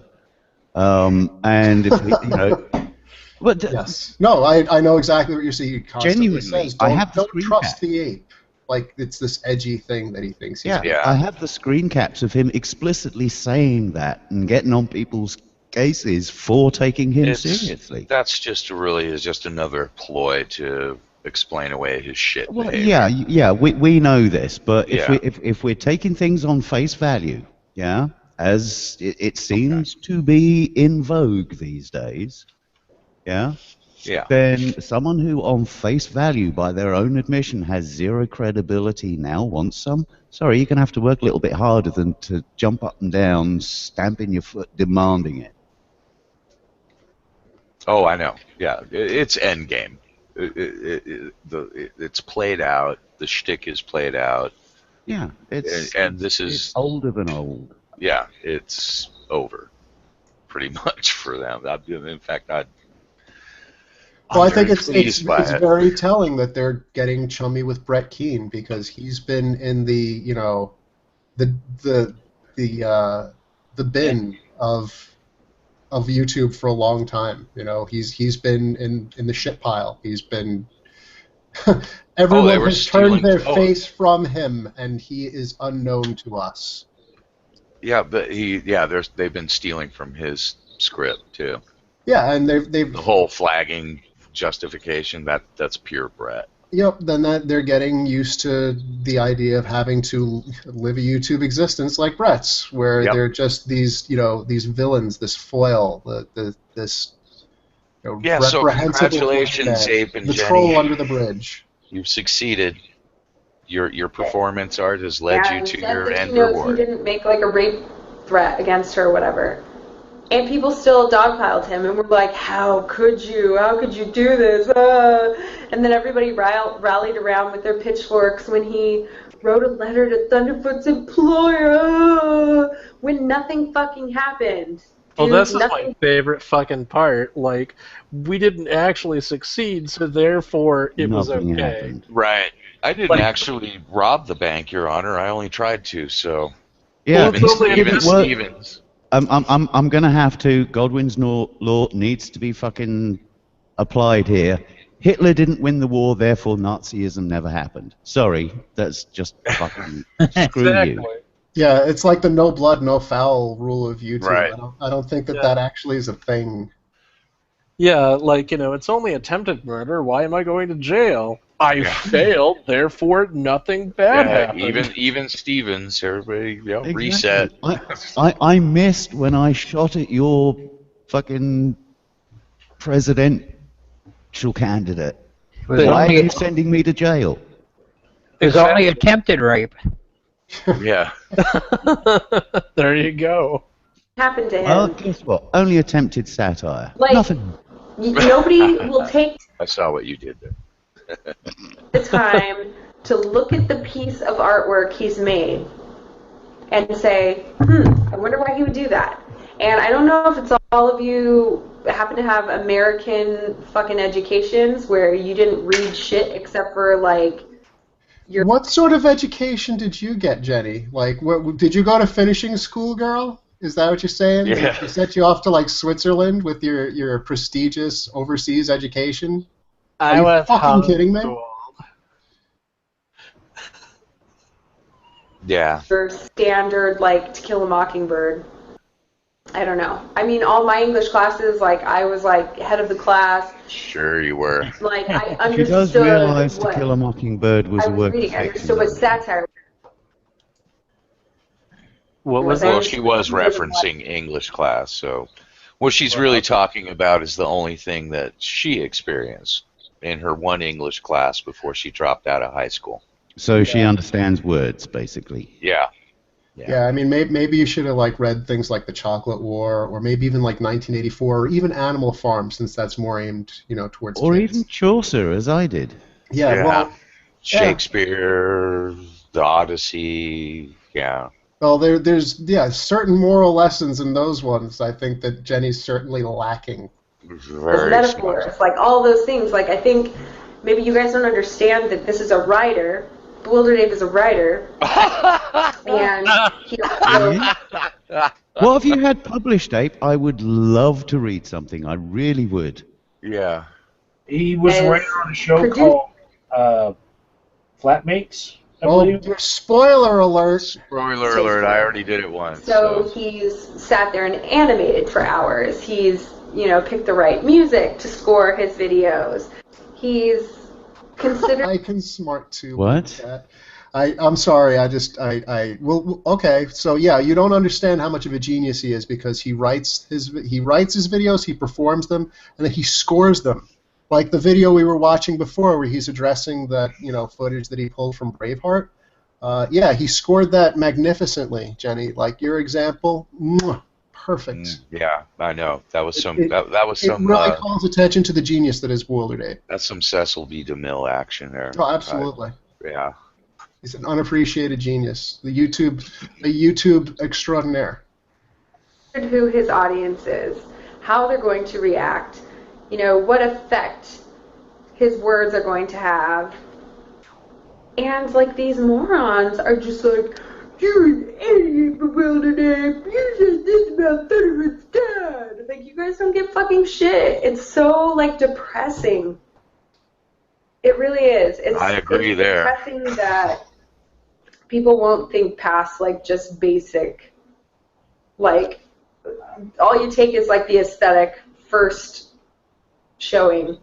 No, what I can't think past, Jenny, is Bewildered Ape saying, I don't want credibility. Why won't you give me my credibility? Yeah, it's so cringy, this entire thing, where she's just sitting there and she's like, well, I've sat down and I had a really good think about this. And the conclusion I've reached is that I'm smarter than you. And it's just, for her to not realize, like, how in the back of the short bus she is, and that, like, not only have people thought through this entire process, they could tell you at great length, as we have been doing on this show, like the moral failings of what you have done, and that you don't even recognize that. The flawed logic, the ridiculous presentation, like at every level, everything you've said is just so fucking absurd. Well, isn't this okay? So this English prodigy is the one who didn't know what the word mercurial meant. That's all. Thank you. That's all I gotta say. Very good, sir. Gotcha. Yeah. That's what it's about. This video is about rape. This series of videos is about how Armored Skeptic raped his girlfriend. Come on, give me a fucking... No, the problem is this series of videos is how you are lying about Armored Skeptic and his girlfriend. That you are committing an act of slander. Repeatedly. Malicious slander with intent. Yeah, and doubling and tripling down on it. All in. Literally all in. With a motive that is obviously very personal, which I don't know if her shit is delusional as far as her involvement in Armored Skeptic or not. It's irrelevant. But it's obviously a personal motive, and it's obviously a personal motive that's a big red shiny button for Bewildered Ape to push to get her to act as his proxy for his sociopathic tendencies. Yep. Well, I don't know. Someone who's not even sure if she sexually molested Thunderfoot by dreaming about him, and various other things that she may have done thought crime-wise, and I put that in scare quotes deliberately. Yeah, when you come out and you do, you say such demonstrably false things with such an air of investment. Yes. You kind of have to expect people, particularly if you are coming from a platform of, and I'm sorry about this, guys, but buzzword, listen and believe. No. Then, seriously, again, we come straight back to I don't want credibility. Where's my credibilities? Yeah, well, that's a completely really? that's a layer on top of all of these other failings that she's had. That she's talking about how Bewildered Ape sits down and he thinks about the impact that his words are going to have on people. Well, he didn't think very carefully about that, now did he? Because now you're in a situation where neither you nor he have, as Brian said, any credibility, any sort of clout in this community. Like, you are a laughingstock. You're a punchline. You're a cautionary tale. Well, Rod line in the thing says, Brian, you don't understand the satire. You don't understand that she's showing us how stupid people are. Yeah. Anybody who's read Terry Goodkind, Wizard's First Rule, people are stupid. They will believe anything, either on the premise that they want it to be true or that they fear it's true. Now, if I have to give Jenny any credibility whatsoever, it's her playing right into that. She will either tell you something because she wants you to believe it's true, or she wanting you to fear that it's true. This is the entire fucking premise. I think that she's showing us by example how stupid people can be. It's pretty Wait a minute. magnificent. Satireception. This video is satire. Well, that would be Fine. very nice and convenient and comfortable to believe, but quite frankly, when you've seen some of the shit that she's done behind the scenes, and I'm not going to break protocols and start fucking spewing private shit all over the place, but when you've got both public and private interactions to compare, sorry, Jenny, but no, you're full of shit. Break, you guys. Wake up. You really thought that that was what that shit was about? It was about arguments without evidence. The biggest thing we see on the opposing side to SJWs, the Sargons, the Thunderfoots, the fucking... who else? You know, whatever, all those assholes. Amazing Atheists, whatever. They just come up with some fucking random thing about feminists. Feminists do this. Feminists do that. Feminists are out harassing people and trying to take away free speech. She is ass deep in hypocrisy right here. Everybody just believes it. That's the end of it. That's what this was. Do we have to fucking spell it out for you? Why don't you get it? Why are you not paying attention? I don't understand. Do you Okay, I think I get it. Okay, so because you people, yeah, the unspecified you lot, are so full of shit when it comes to your representations of feminists and feminism, I'm going to show you just how batshit crazy it is by giving you the perfect example of the feminist you're talking about. Yeah, that's basically it. And also just falls deep in projection and hypocrisy, too. Yeah. And her remarks about whatever it is, Gamergate or the net in general, or what nerds are. Her stuff about nerds, she definitely sticks to the stereotypes about nerds too. So. Oh, but she hates nerds, but she was always at the top of her English class. Yeah, I know. It's like the cog disc. You're saying, then perhaps your presentation was lacking. I'm sorry, repeat that. What was the question? Yeah, well, if 9 out of 10 people don't understand what you're saying and end up hating you, perhaps your presentation was lacking. Right. The problem's you. No, Michael, what you don't understand is that all those people are stupid, and they don't understand the genius that is Bewildered Ape. And shitlord rape apologists. Well, there's that. Yeah, I mean, that's obviously the most parsimonious explanation. Off of, like, mob mentality, do you need to follow others and do exactly as they do and fight and be angry? Some of these comments, like, I cannot believe how upset these people are. Like, you're fucking raging. You're that angry. People telling me to kill myself. More protection. Get a fucking life.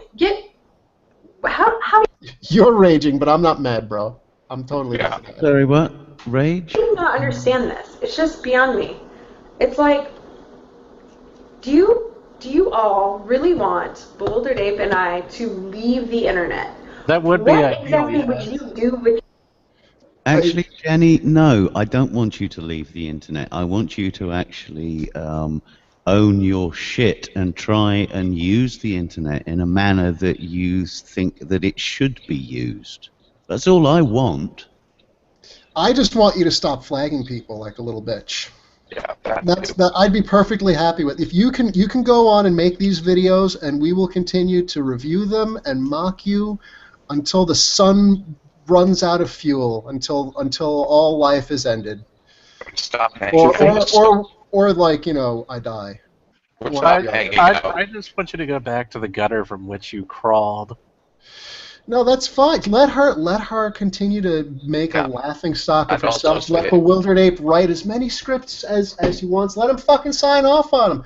Stay, but just but keep your gloves up. None of this fighting below the belt. That's I was going to say, stop hanging out with sociopaths that think the internet is just an anthill to kick over or use a magnifying glass. They can do all of that from the gutter. Just saying. Okay, yeah. Your day, if we weren't here, what would the fucking 50 of you who just made videos about me this week be making videos about? Christians? Literally someone else. How fucking... Yes, literally someone else. Yeah, Also, something else. Breaking up a little bit. To think that there wasn't a bunch of stuff to talk about before her, and there won't be a bunch of stuff to talk about after her, is a prime example of a delusion of grandeur.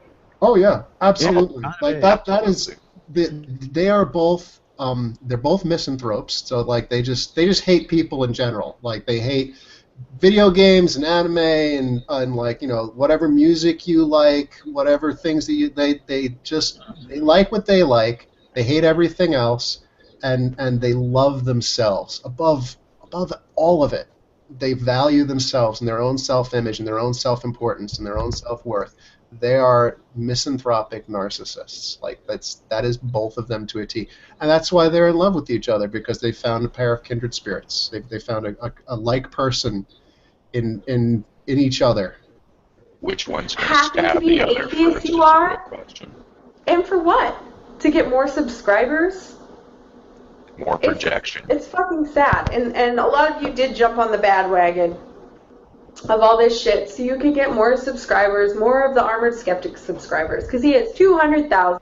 This more is projection. Yeah, here comes some bitterness, actually. Like, she's literally said that she's courted people like, Coughlin. She's visibly courted people like Steve Shives. She really wants shout-outs and acknowledgement. She was chasing the Amazing Atheist and the Drunken Peasants for however long, trying to get, just some sort of a boost from any of these people. Oh yeah, positive, she couldn't get positive ones, so she would get negative ones. That's the only thing that she could get. But if Steve Shives could have been her white knight, could have been her her saint on the inside, who was saying let's instead of giving shout outs to the 4 or 5 men that Steve did in the last video, if he was shouting out Jenny McDermott, Jenny wouldn't fucking complain. She'd love it. Love it. Let's acknowledge that bottom line as well, shall we? In interactions that you may have with Jenny McDermott, and play a little drinking game with yourself. And every time she mentions or alludes to, well, if you watch my video, ... Yeah, or how many times she comes back to what she's just said here. You guys are only in it for views. What would you be doing for your views if not for me?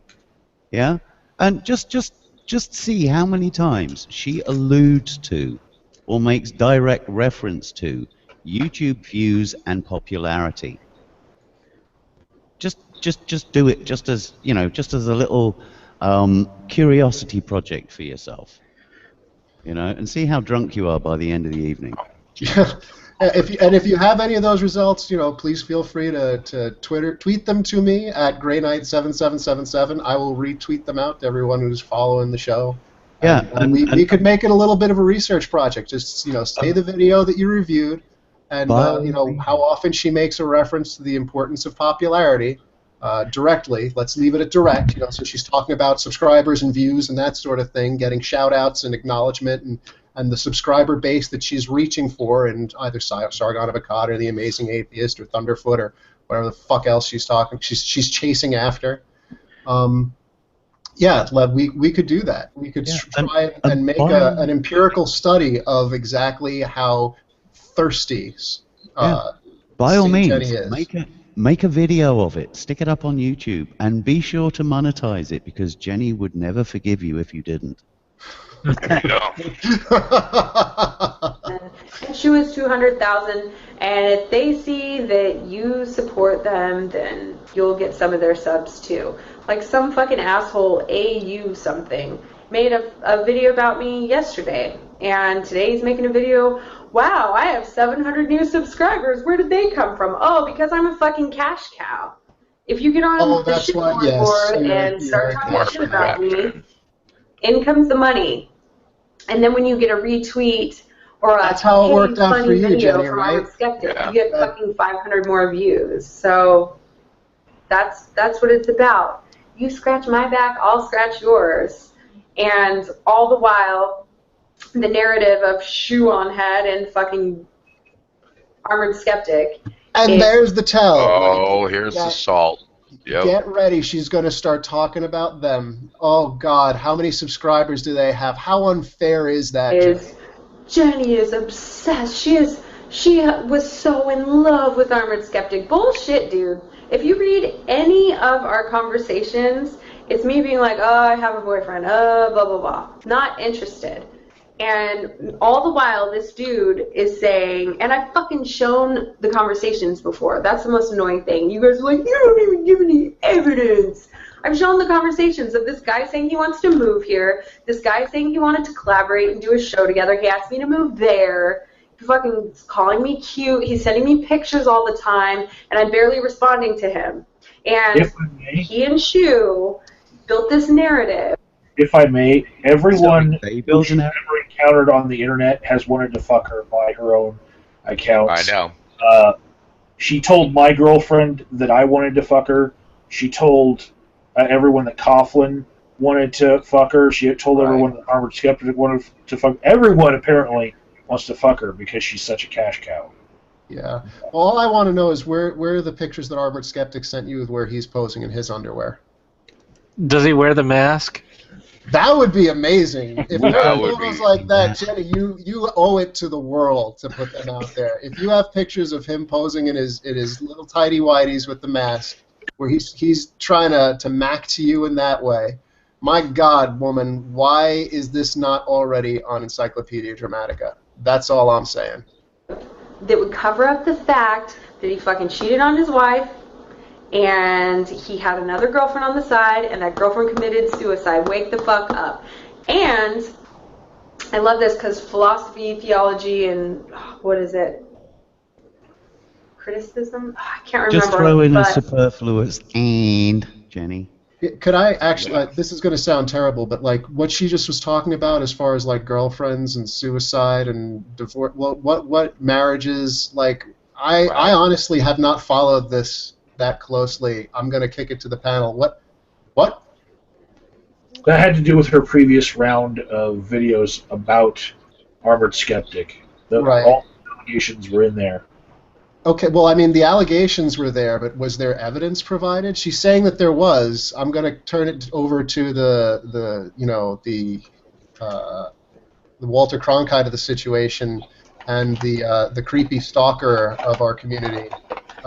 Agent of Doubt and Justin Templar. Like, if there's two people I could look to for an authority on that, I would. It's you two. Also, if any of the people who are here from the farms in the chat, and I know you're there, if any of you know what the fuck she's talking about, please feel free to type it out. I'll read it on air if you can give me an explanation. Well, nowadays isn't. Hold on, I wouldn't follow any of her breadcrumbs on that information as far as who it was that died by suicide. I couldn't corroborate it myself. Her source might in fact have been Kevin Logan, because that was her source on the other information, apparently. Oh, wait, no, it was satire, so I don't even know why she threw him under a bus if she was going to use the satire excuse. So, yeah, I don't know. I don't know enough about it either. Yeah, I mean, and honestly, if you've got evidence that this is what's going on, Jenny, now is the time that you should be presenting it. It is conspicuously absent from this video, and I think that's very telling. It is, as is the fact that having just as Agent of Doubt just said, having just expressed how satirical all of this commentary about Armored and Shu is, really, this is starting to come across as mixed messages at the very least. Yeah, I mean, and I would normally make an allowance if this was just like, I'm making a quick video as like a hangout or whatever, you just off the top of your head and you're just shooting this shit out. but you've actually taken this video. This has been, edited post-production. Like, you have actually gone back and spliced in segments of your fucking man crush talking shit to, like, the people in Braveheart and, other videos of his. You went back and edited this. You added other videos into this. You spent time editing this shit, and you're not editing in the evidence that you're claiming is out there. Like, what am I supposed to take away from that? Am I really supposed to, like, go back and do this research for you? Come on, You'll Jenny. probably hate me for this, but this might be a job for Kling and Klang. Well, if you could put them to good use, great. Yeah. Otherwise, whatever. Yeah, for Science, the theology, and philosophy. uninitiated who are Kling and Klang? We'll talk about that later. Okay. Or something like that. Really good YouTuber you should subscribe to, if I can remember the fucking name, but I'll link it below.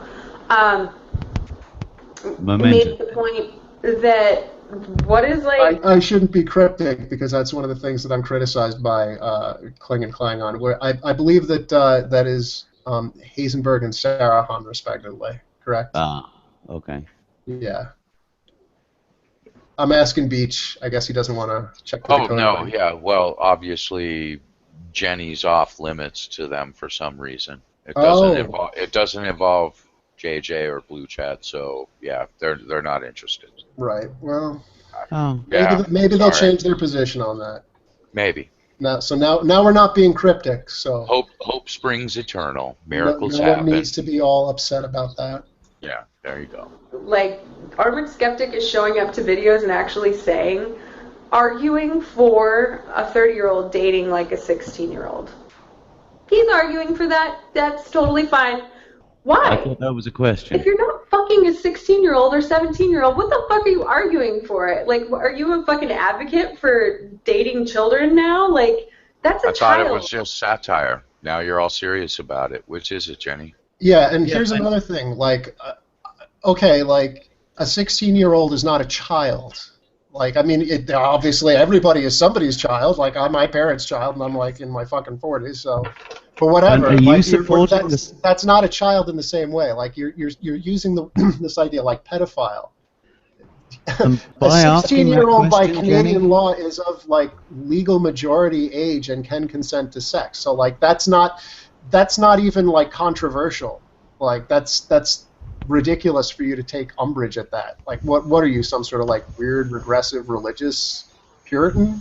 Like, I don't understand where you're even going with that. But even more fundamentally, given what she just said about Armored Skeptic's question, isn't her asking that question her making an argument in support of by the same fucking logical standard? So it would seem. So what are you arguing in support of this, Jenny? I mean, seriously. And the point that she was saying it was all just satire and she was just doing this, but now she's arguing the argument presented in her satire, which means it's not satire. Which is it? Satire or credible, Jenny? I Yeah. don't know at this point. At this point, as a counter rape claim, I'm going to say that in many jurisdictions, it would be considered rape if somebody were to have sexual relations with someone who's clearly mentally disabled. And so I'm going to make the same claim against Bewildered Ape in him hitting on Jenny McDermott.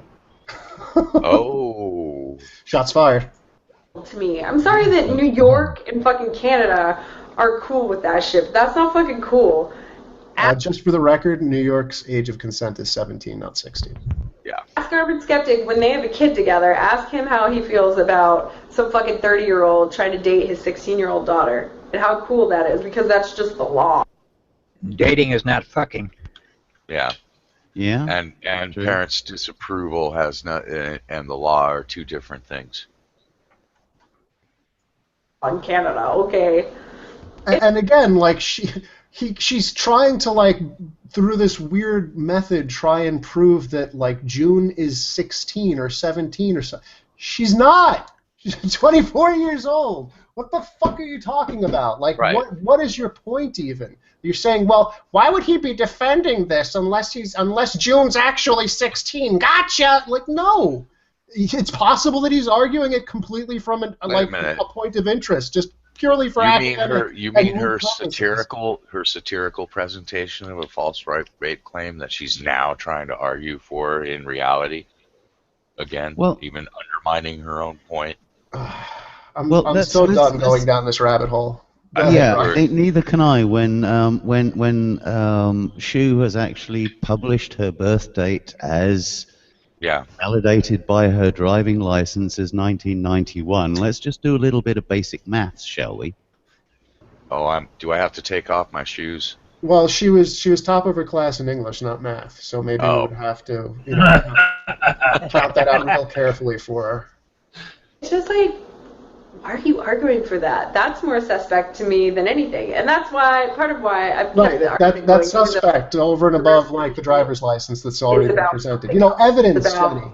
Poor arguments online. What this video is lacking in. And like how nobody thinks out anything, and they just get a bunch of people to bandwagon with them and go fight somebody. Oh, now we all don't like this person because this person made this comment and they're regressive and blah, blah, blah. And then everyone gets all emotional over it. So I'd like to see that memo as well. I'm just like... We're close to the end. Right. Yeah, let's... The world ain't all care packages and kill streaks. It's a very mean and nasty place, and I don't care how tough you are. It will beat you to your knees and keep you there permanently if you let it. You, me, or nobody is going to hit as hard as life. But it ain't about how hard you hit. It's about how hard you can get hit and keep moving forward. How much can you take and keep moving forward? That's how grinding is done. Now, if you know what I love the score to this, by the way. It's moving. Yeah, I know. Worth, then go out and tell people what a game is worth. But you got to be willing to take the hits and not pointing fingers and saying you ain't getting the game you wanted because of social justice warriors or because of Anita Sarkeesian or anybody. Cowards do that, and that ain't you. You're better than that. I'm always gonna love games, no matter what happens. This whole thing is a game. Yeah. Well, to him it is. Yeah, we're all just in the anthill of the internet, and he's got a magnifying glass, or that's what he thinks. Anyway. Wow. I'd like to ask. That's how he thought of it up until the point where everyone knew who the fuck he was and how the fuck to reach him. Then it fucking changed, didn't it? Yep. Cyrus. Did it become real? I thought it was satire. Yeah, it's all satire. How do we judge who has the high score? Because Blue Chat has more attention on it now than Jenny. I thought the whole point of the game was for Jenny to get more attention, but she's lost 80% of her subscribers with the fall of her channel. And all she's got is haters. Look at her thumb ratio.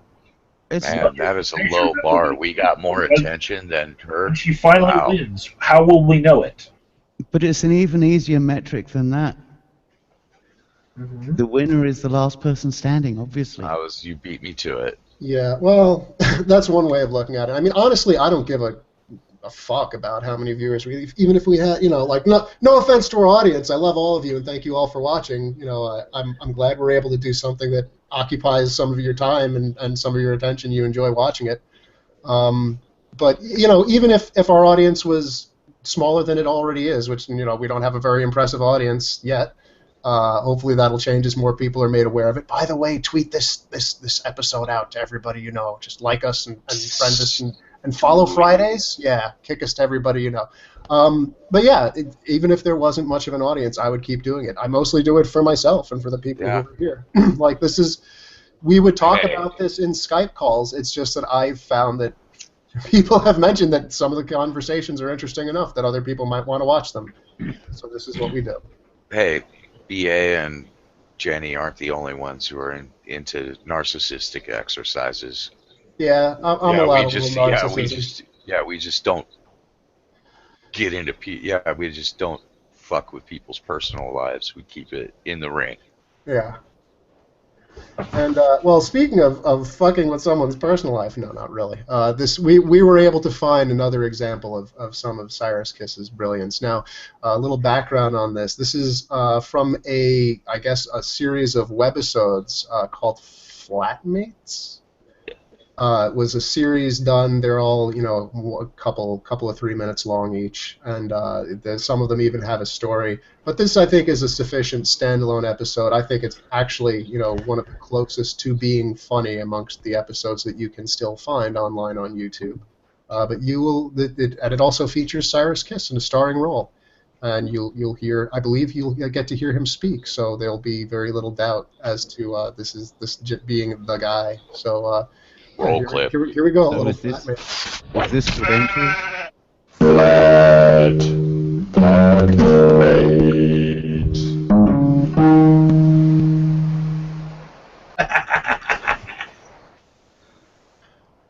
That's the man. That is Bewildered Ape right there, sitting for all the world to see. Literally caught with his pants down. Oh God, not this up. All right. We need to show this to Nick. Wait, his toilet and his laundry are in the same room? That happens in some places. When I lived in Pennsylvania, every apartment was like that. Jesus Christ, that must be a terrible existence. When the dryer's going, you generally don't want to have to use the bathroom. Yeah, it's true.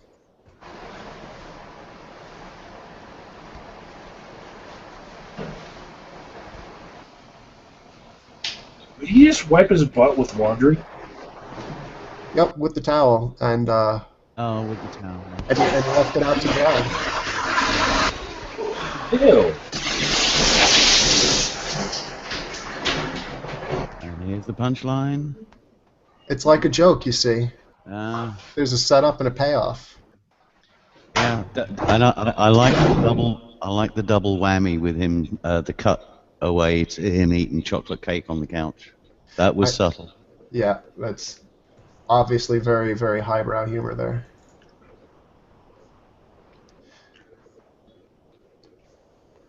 So yeah, that's a little bit of Flatmates. Actually, Oh, that was it. That was the entire episode. that was the entire episode. Right there. Oh, God. Maybe we have to watch more so that we get the joke. I was going to say that's an awfully big production for a joke. But yeah, I get it. I get it. I get it. Yeah. Well, let's see if I can get another one going. Oh, okay. All right. You better get it, because like the Emperor's new clothes, if you don't get it, then you're stupid. You don't understand the obvious message. I mean, like, actually get another episode, because that obviously did not fully satisfy. Well, AOD, I only read To Kill a Mockingbird, so obviously it's way too subtle for me and my education. Yeah, it's post Chaucerian, so obviously I'm not going to get it.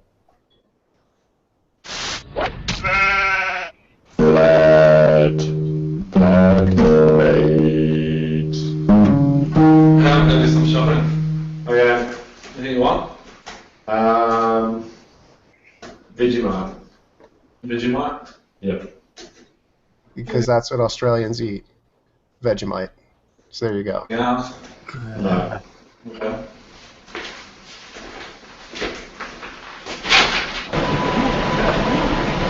Excuse me, please. Have you got any money to spare? Sure. Oh, hey, I haven't got my wallet on me.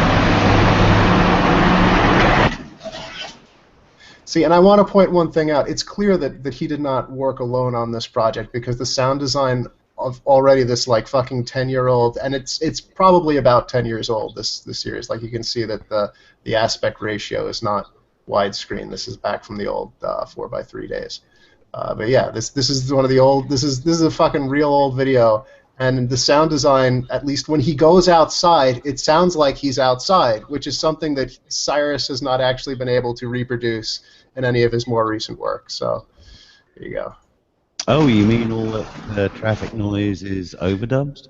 Well, I don't know if it's overdubbed or if they Well, just these use were the pre-modernist days. He's in postmodern now. Yeah, but I mean, or they used like the mic that was on the video camera that they were using to film it, whatever. But at least it sounds like he's outside when he's outside. When he's addressing an army in Braveheart, like it's fucking like it's as quiet as the grave behind him.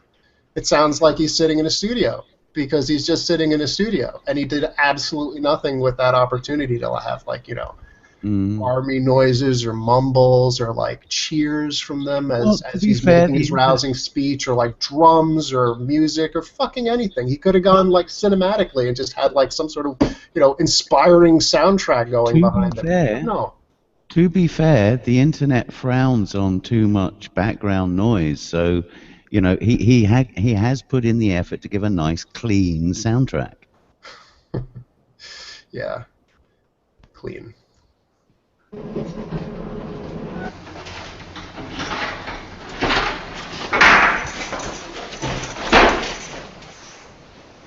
Was he taking a shit watching porn? Yeah, they have really weird habits over in Australia, I guess. Just everybody's always, they can't keep their pants up around their asses. But what was he masturbating to? A cooking show? I don't know. Maybe. I think he was about to crap on the chair to a cooking show. That's even weirder. Yeah.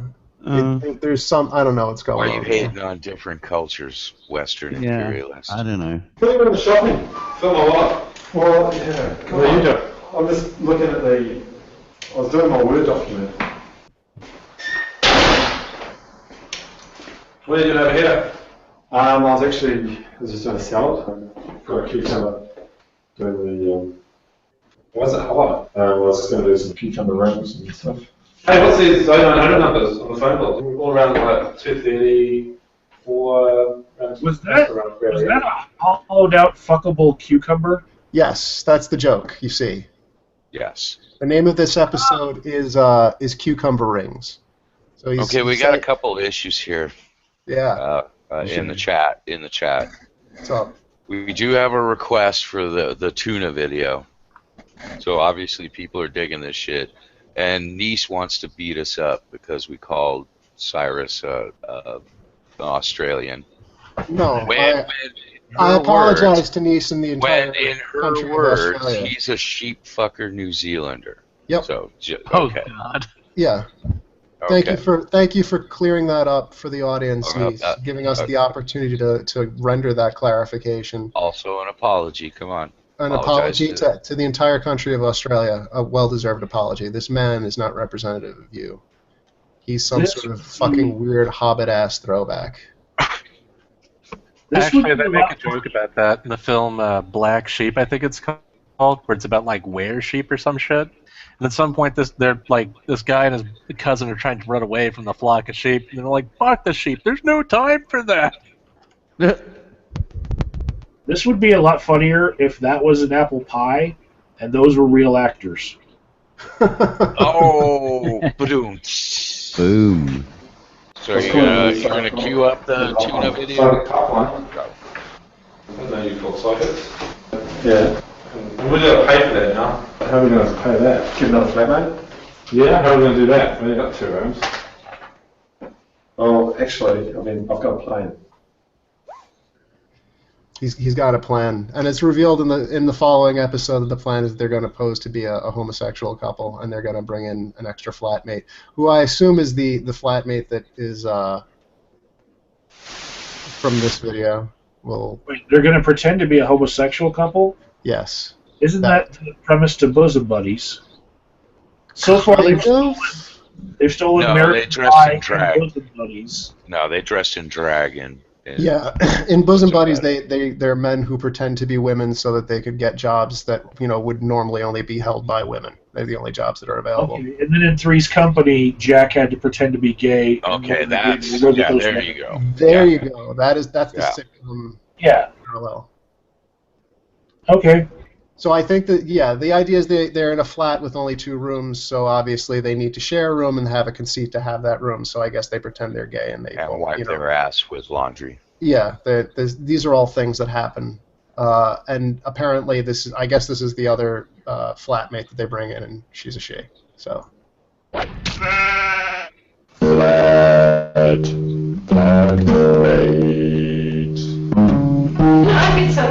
say they actually have sex. Right. Oh, that's kind of cool.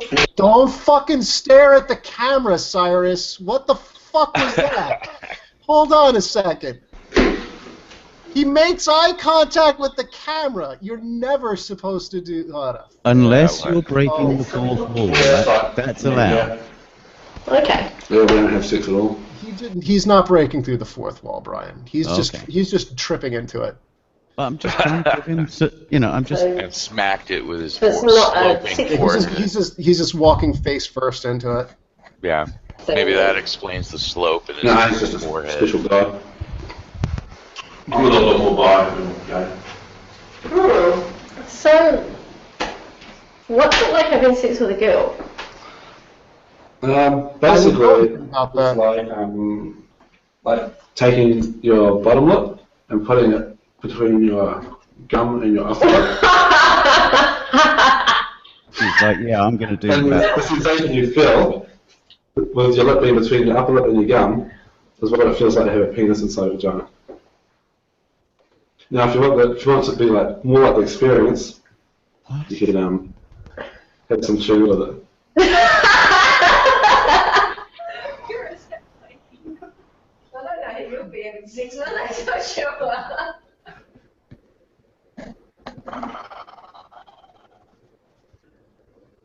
Well, never let it be said that we don't try to satisfy our audience's requests or satisfy our audience in any other way. Cut it by a third. Okay. Well, I don't think we can break down any further. We'd have to get jackhammers to break through the basement. Yeah, so there you go. That's 3 different episodes of the web series Flatmates, long since gone, but you can see some of Cyrus Kiss's earlier work. And I see we're being joined by Pee Wee Burger in the chat. Pee Wee Burger's in chat. And it's such a shame that we're gonna have to go off air very shortly. Yeah, it's getting close to the end of the ball here. You should have her on. Invite her in. Maybe we'll do that off air, but I think that we've given enough on air time to Jenny McDermott. Yeah. Okay. Whatever. Maybe at some point in the future. But I think I've reached saturation just from watching her fucking video earlier. I'm good on that. So yeah, we have some people that actually have to go shortly. They have lives, unlike myself and Beach. What we will do is we'll put the link to join us in the chat, both before in the live streaming chat and as a comment when the video converts over to comments and we lose the chat, so people can join us if they like. What I think we might do is run. Sargon of Akkad had a debate with the Michael. Something, Mike. Whatever. Yeah, Mike something over at the Majority Report, and I think, what I think is irrelevant. I think Sargon won, but obviously I'm kind of a Sargon fan more than I am a fan of the Majority Report, certainly of late. And yeah, you could take that with a grain of salt, and I advise that you do. If you get a chance, you could watch the hangout, the debate. It was done as a Google Hangout over on the Majority Report's channel, or over at Sargon of Akkad's channel. He's got a mirror of it up.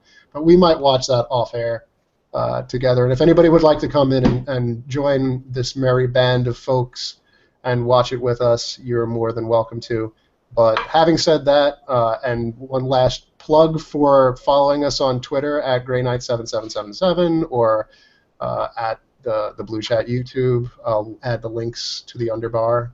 Please do follow us. It's the best way to keep in touch with us and to know when we're going to be airing future episodes of the show, when episodes have gone up. If we're in the lockdown protocol we're in now, where we have to take down videos and mirror them on an alternate channel, it's really the only way to know the address for those as well. We'll always have those, the new upcoming episode or the most recent episode pinned to the front of the Twitter account, my Twitter account, the Grey Knight account, until we get things going back on the Blue Chat channel at least. So yeah, please do that so you can keep in touch and watch future episodes. And having said that, I'm going to give the last words to the rest of the panel. Thank you, everyone, for joining, and thanks to everyone for watching. So, Brian, if you would please. The only thing I'll say is until I'm convinced otherwise about things I know, I remain unconvinced. End of story. If you want to convince me, be convincing. If not, fuck you. Mr. Beach. Welcome to your irrelevancy, Cyrus. And Evo Jen. I would effectively the same thing I said about Steve, I say about Cyrus. The world would be better off without you. Unplug your fucking channel, loser. Mr. Templar. Cyrus has already pretty much destroyed himself. He's just a side note now. Jenny is turning into Brett Keane. Yeah. Yep. I forgot that part. Welcome to being the new Brett Keane. There you go. Thank you.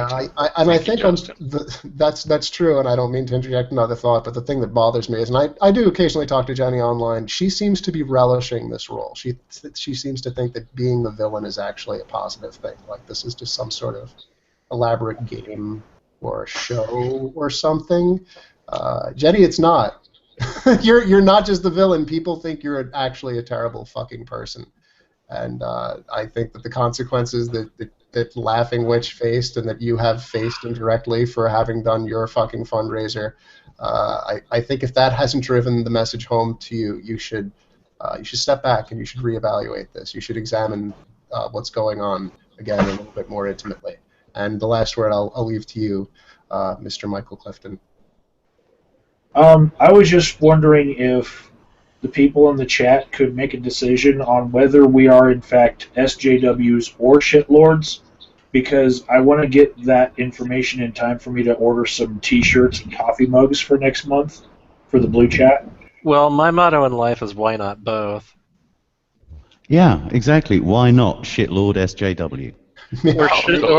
So like being bisexual, we can be bi-ideological. Pretty much, or just make a portmanteau like shit, Lord, Justice, Warrior. I don't know. Okay, well, if I put both on the coffee mug, then if they end up deciding that we're one or the other, just everyone point that side of the coffee mug towards the camera. Maybe we can get those really fancy coffee mugs where, like, when you put something hot in them, it changes over. Like, so it says SJW when they're cold, and then when you put like hot beverage in there, it changes over to shitlord. That would work. Or you could just go SLJW. I like Brian's idea, although that prompts why not both yet again. We'll figure this out. We'll hash this out off air, along with all the have the L going transparent. SJW, Shitlord Division. We'll certainly have something to talk about in the merchandising meeting later on this week. So thanks everyone once again for taking part in the Hangout. Thanks everyone for watching, and we'll see you next time.